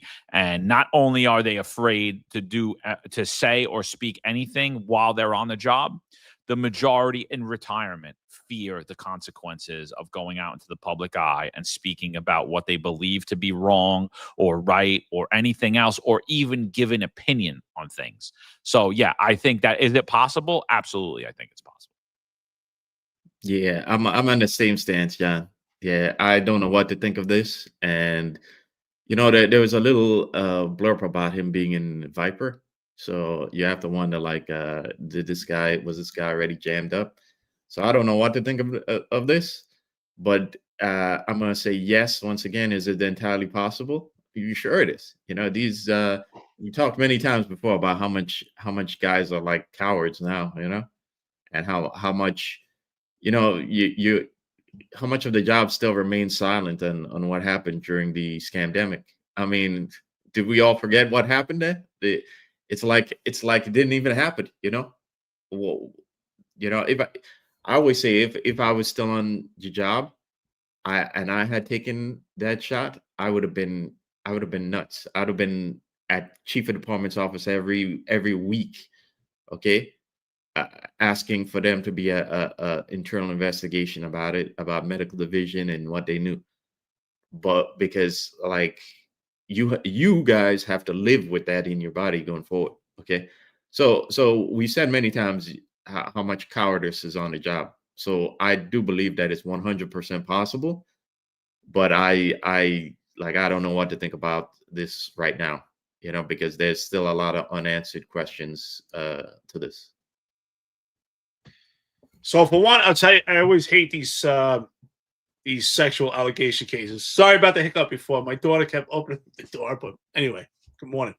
So I hate these cases because they're impossible to prove or disprove.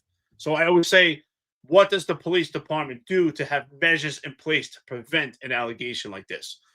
So the point that you're making, John and Marlon, I agree. Could this happen? Right? You're thinking, right, a big burly man.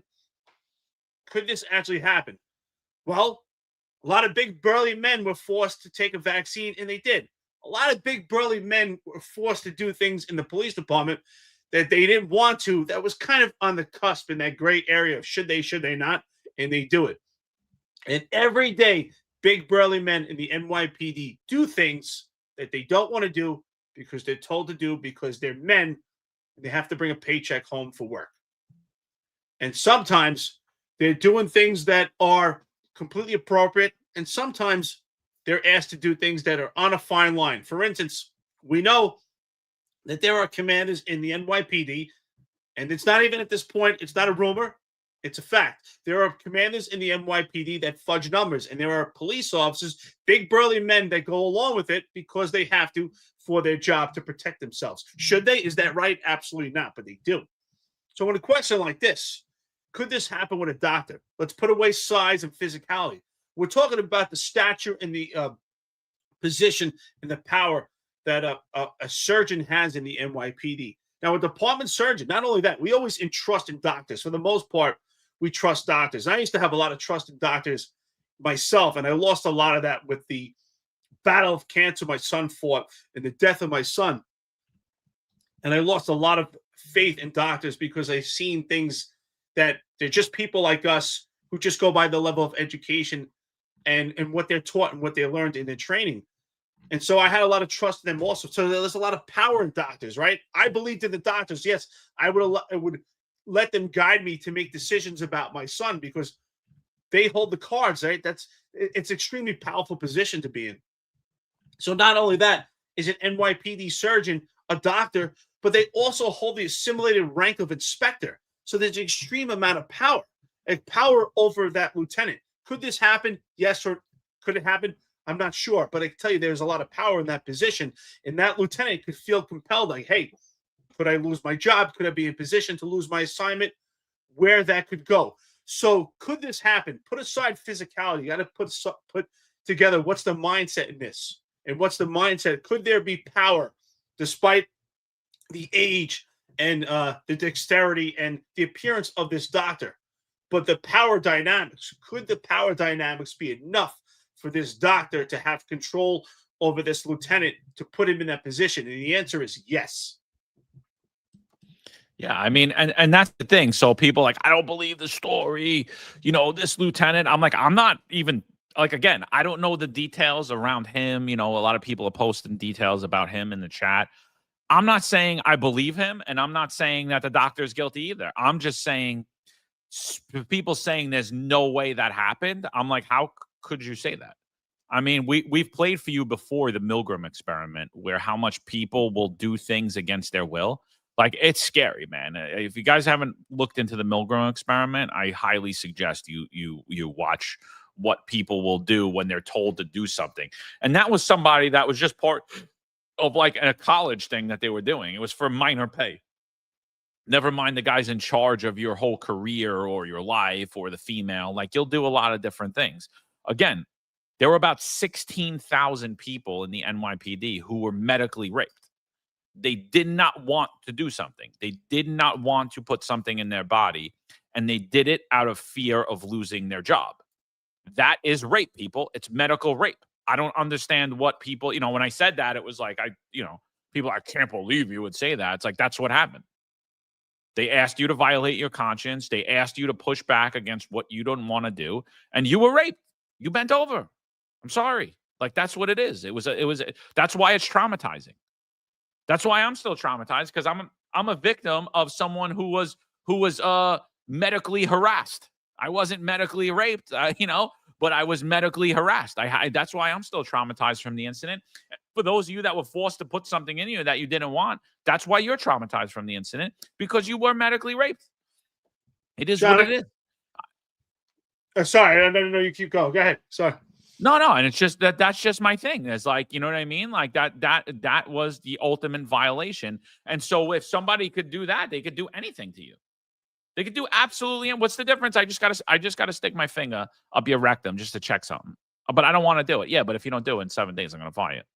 We got to do it so you stop the spread. Oh, okay. What's the difference? There's no difference in it whatsoever. I got to push back on this comment. At the same time, I think Samara Cohen, you kind of solidified John's response even more, because she says taking a vaccine isn't sexual. John, you're right. You're right.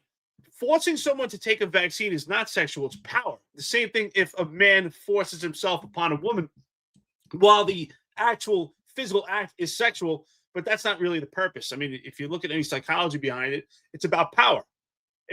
And that's what the vaccine is, right? Forcing someone to take it is, well, this entity has power over you, has control over you, right? If a man forces himself on a woman, that's not really about sex. It's more about power. So this is the power dynamic in it. And they had power. The NYPD or the city agency, the administration had power over people that you were forced to make a decision you didn't want to. So, which to me, this is even in some ways worse than rape, because at least if a woman's being raped, maybe she has a fighting chance. With this, you didn't necessarily have a fighting chance. It was either sink or swim. And look what they did to Marlon. They said, you know what? We don't give a shit how good are you. And look how there's no denying Marlon is extremely intelligent and very ambitious while he's on the job, and even more now. How can you fire somebody like this? There's no fighting back. Take it or you're gone. And this is the example right here. So to me, in some ways, it's worse than rape. Yeah. Just to go back on what you said, Eric, about his about the surgeons having the assimilated rank of inspector, I actually think it's a simulated rank, but it's a lot higher than that. And I'll give you the example of during the scamdemic, when Deputy Chief Surgeon Kufo called Chief Galati, and after our conversation, he then tells Chief Galati that I was being disrespectful to, a complete lie, right? So Chief Galati contacts other supervised lower rank subordinates, and a message gets to me, and I tell him, no, I recorded a conversation, I'll play it for all of you, right? And then it was dropped, right? So here we have a 3-star Chief Galati talking to a deputy chief surgeon. Okay. Chief Galati had 38 years on when he retired. 38 years on. Okay. And you don't go back and you tell Kufo like you're out of line, and there's no repercussions for Kufo trying to destroy my career. Okay. So my point here is that these civilians, especially when they have such when they're up there in the department, their rank may have it may have an assimilated rank of inspector or whatever, but it's a lot more than that. For some reason, the job values them a lot more than they value you, the uniformed personnel, because it thinks they're lucky. Again, like I said last week, they're lucky to have a guy who's a doctor who runs his own practice, and because of that, the job lets them do basically whatever they want, and lets them get away with a lot more than you, the uniformed personnel, do. Because I can tell you, if I was Chief Galati and you tried to ruin my guy's career, I would have been on the phone with IAB. You'd have been finished. Okay, you lied. Okay, you lied. Okay, but nothing happened to him. So again, these civilians, especially when it comes to medical division, they're unaccounted for. They have no oversight, and they have, it seems to me like there's no repercussions for bad behavior in that bureau. Yeah, man. I don't know. That's all I thought about. I was just like, when I saw it, I was like, well, it's definitely possible.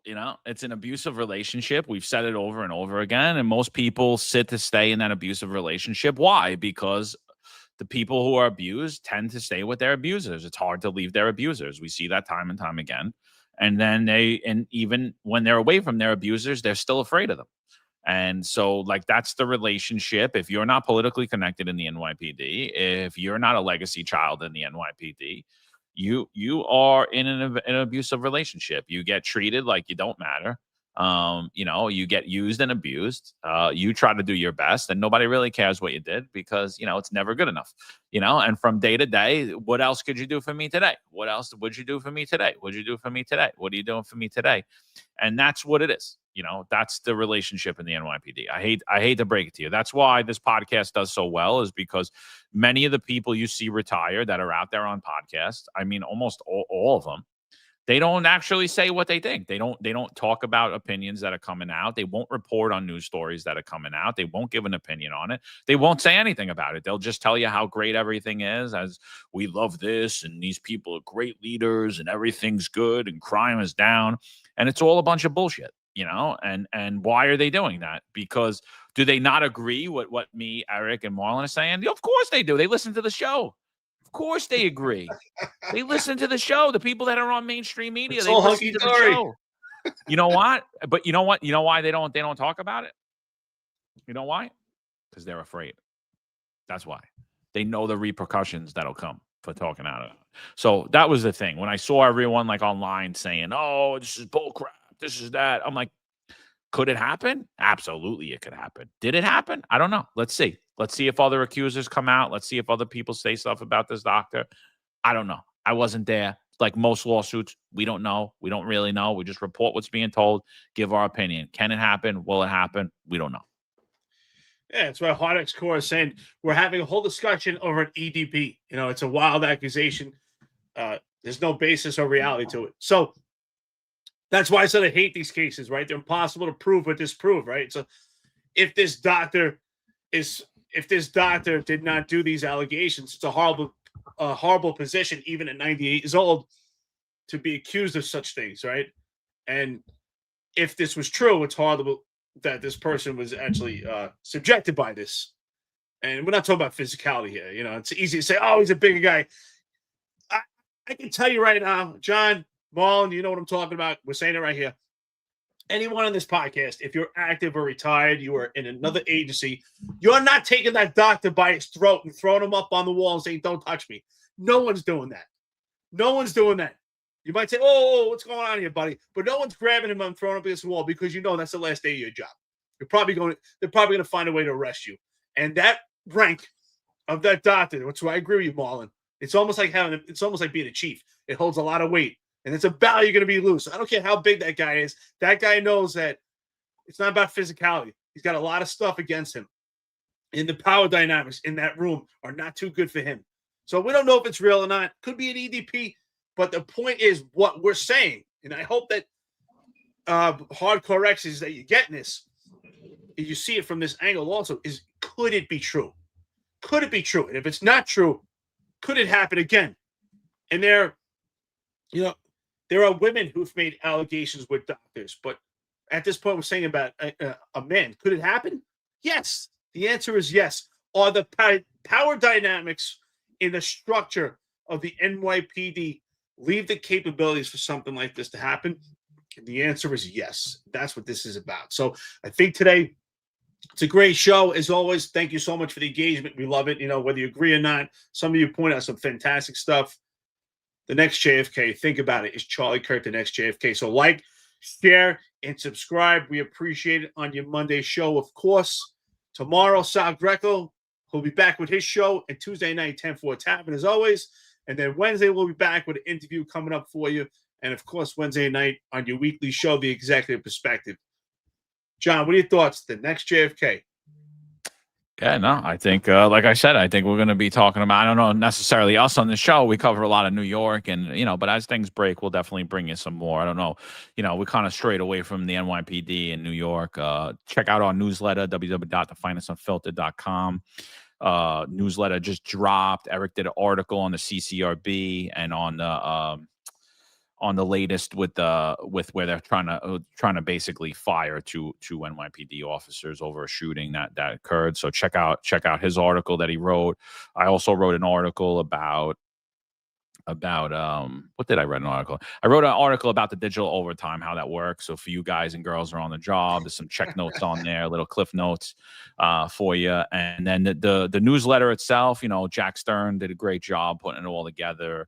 And basically, it's a rundown of all our shows, but it's a rundown of last week's news, including last week's crime stat data. And, we credit the other where those articles came from with links to all that. So if you're looking to find the story about something, you could go back to that. We're going to be doing that from week to week, plus dropping our own original content. And again, like I said, www.thefinestsunfiltered.com, that website we just redid. Let us know your thoughts. That was powered by Cicada Traders. They're our listed sponsor in there. So if you go to the sponsors page, check out them. If you're looking to get a website built on your own, check them out. And I think it's good. I think it's the start of us getting into print media and us writing more, not just on social media and not just on the podcast, but we're going to start to bring you a lot more original content, as well as be your one-stop shop source for all NYPD, New York City crime-related news.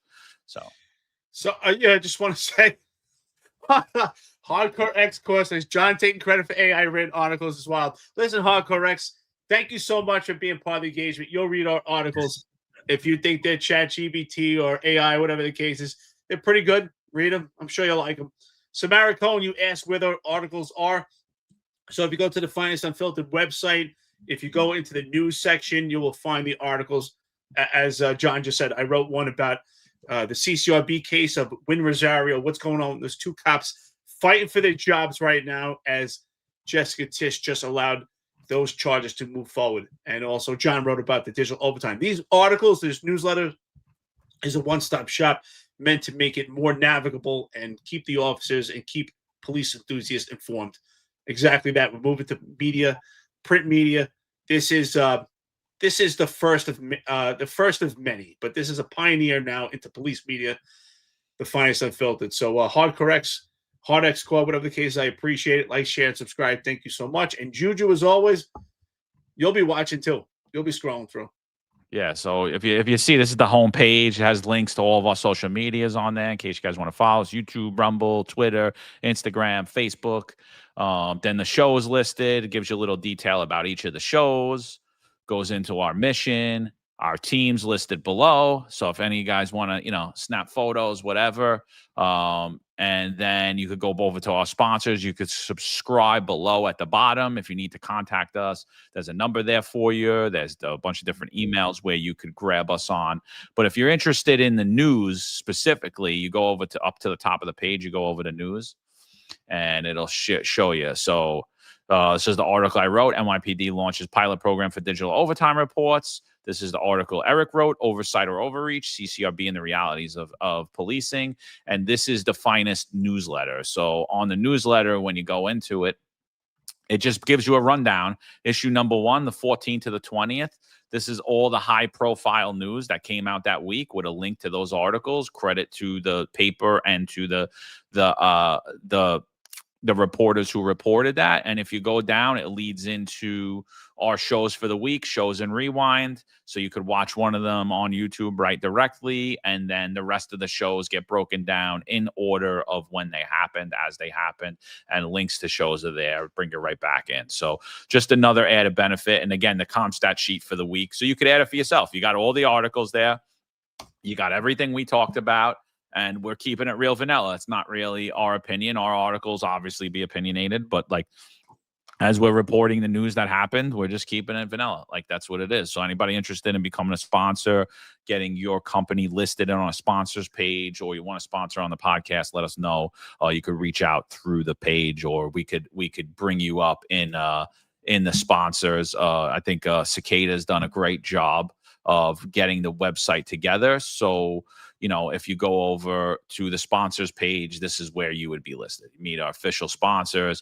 You could go into any of there. You could click on it. It'll bring you in. So if any of you guys are interested in having your names, reach out to us. We'll discuss it with you. Marlon, what do you got, brother? Yeah. We talked about a lot this morning about, we talked about Charlie Kirk and his death being, comparisons to what happened to JFK. And this discussion isn't over, guys. It's going to come up a lot.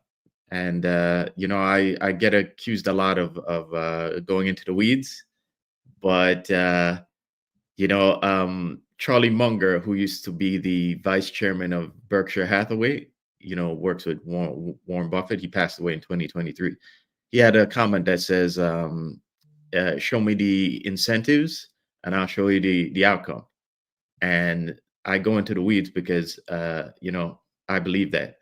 So I think this discussion is far from over because there are a lot of people incentivized right now to squash the to not have transparency over what happened to Charlie Kirk, and to continue in the path of squashing our ability to have open discussion and open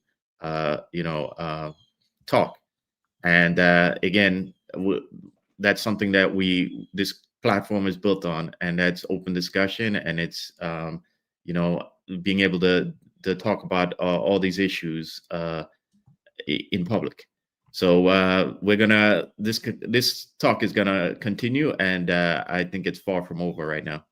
But we thank you guys for joining us today, and I hope you have a great day, and you guys on patrol, stay safe and stay alert. And listen, let's comment here. Lily, that's a great question. Can the chat or someone else write an op-ed and we'll put in the website? Yeah, so we're welcome to articles. If you want to write something, of course, we're going to vet it first and make sure it's a good article and it's accurate and good grammar, stuff like that. Yeah, so absolutely, Lily. If you're interested in writing an article, send it to us. Anyone that sent us coffee and donuts, just like here, Jonathan Fredericks, 1999. Great discussion today, men.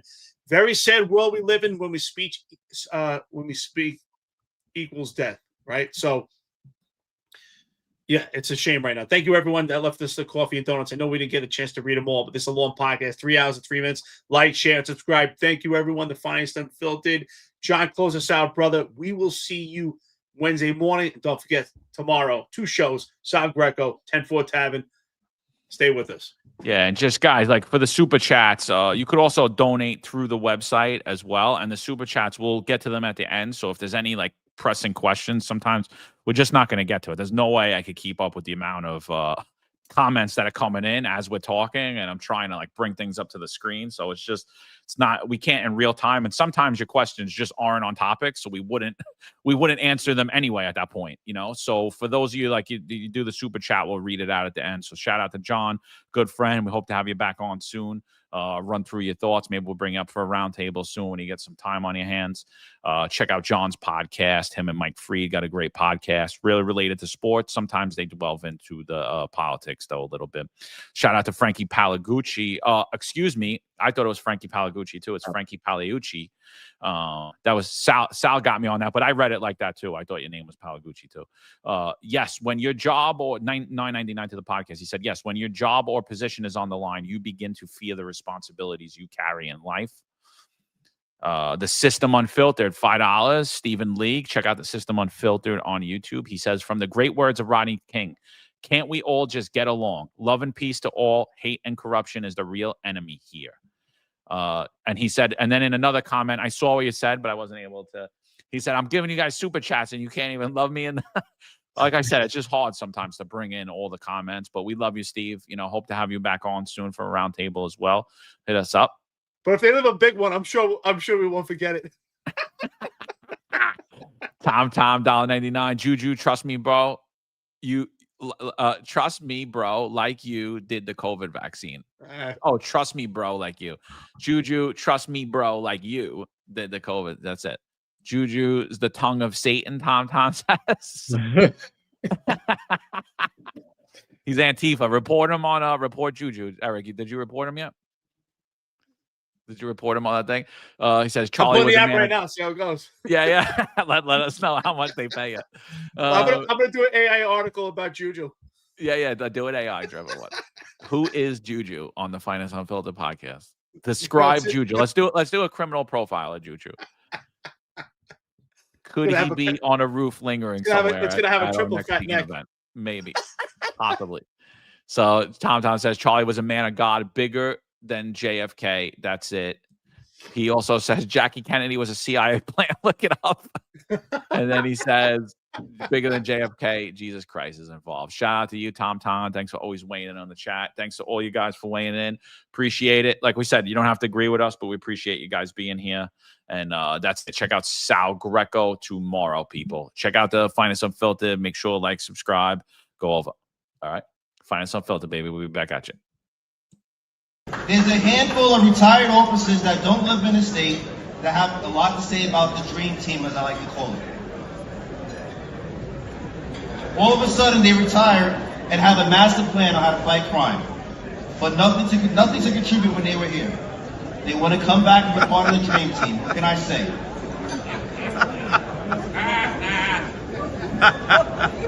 Law enforcement professionals dedicate their lives to serving and protecting our community. But who's protecting their financial futures? That's where Laidlaw Blue comes in. Our wealth management platform is specifically designed for the law enforcement community. Laidlaw Blue is a division within Laidlaw Wealth Management, run by retired New York City detective John McDermott. His status as a retired detective uniquely positions him to establish a deep connection between Laidlaw Blue and the law enforcement community. Our platform is easy to use and provides a range of financial services, including investment management, retirement planning, and insurance solutions. With Laidlaw Blue, you can secure your financial future and provide for your loved ones. Our team of experienced financial advisors understands the unique challenges and opportunities that law enforcement professionals face. We're here to help you navigate the complexities of financial planning and achieve your goals. Laidlaw Blue. Secure your financial future today. Book a meeting using the QR code displayed or call us directly on 888 901 Blue. That's 888 901 Blue.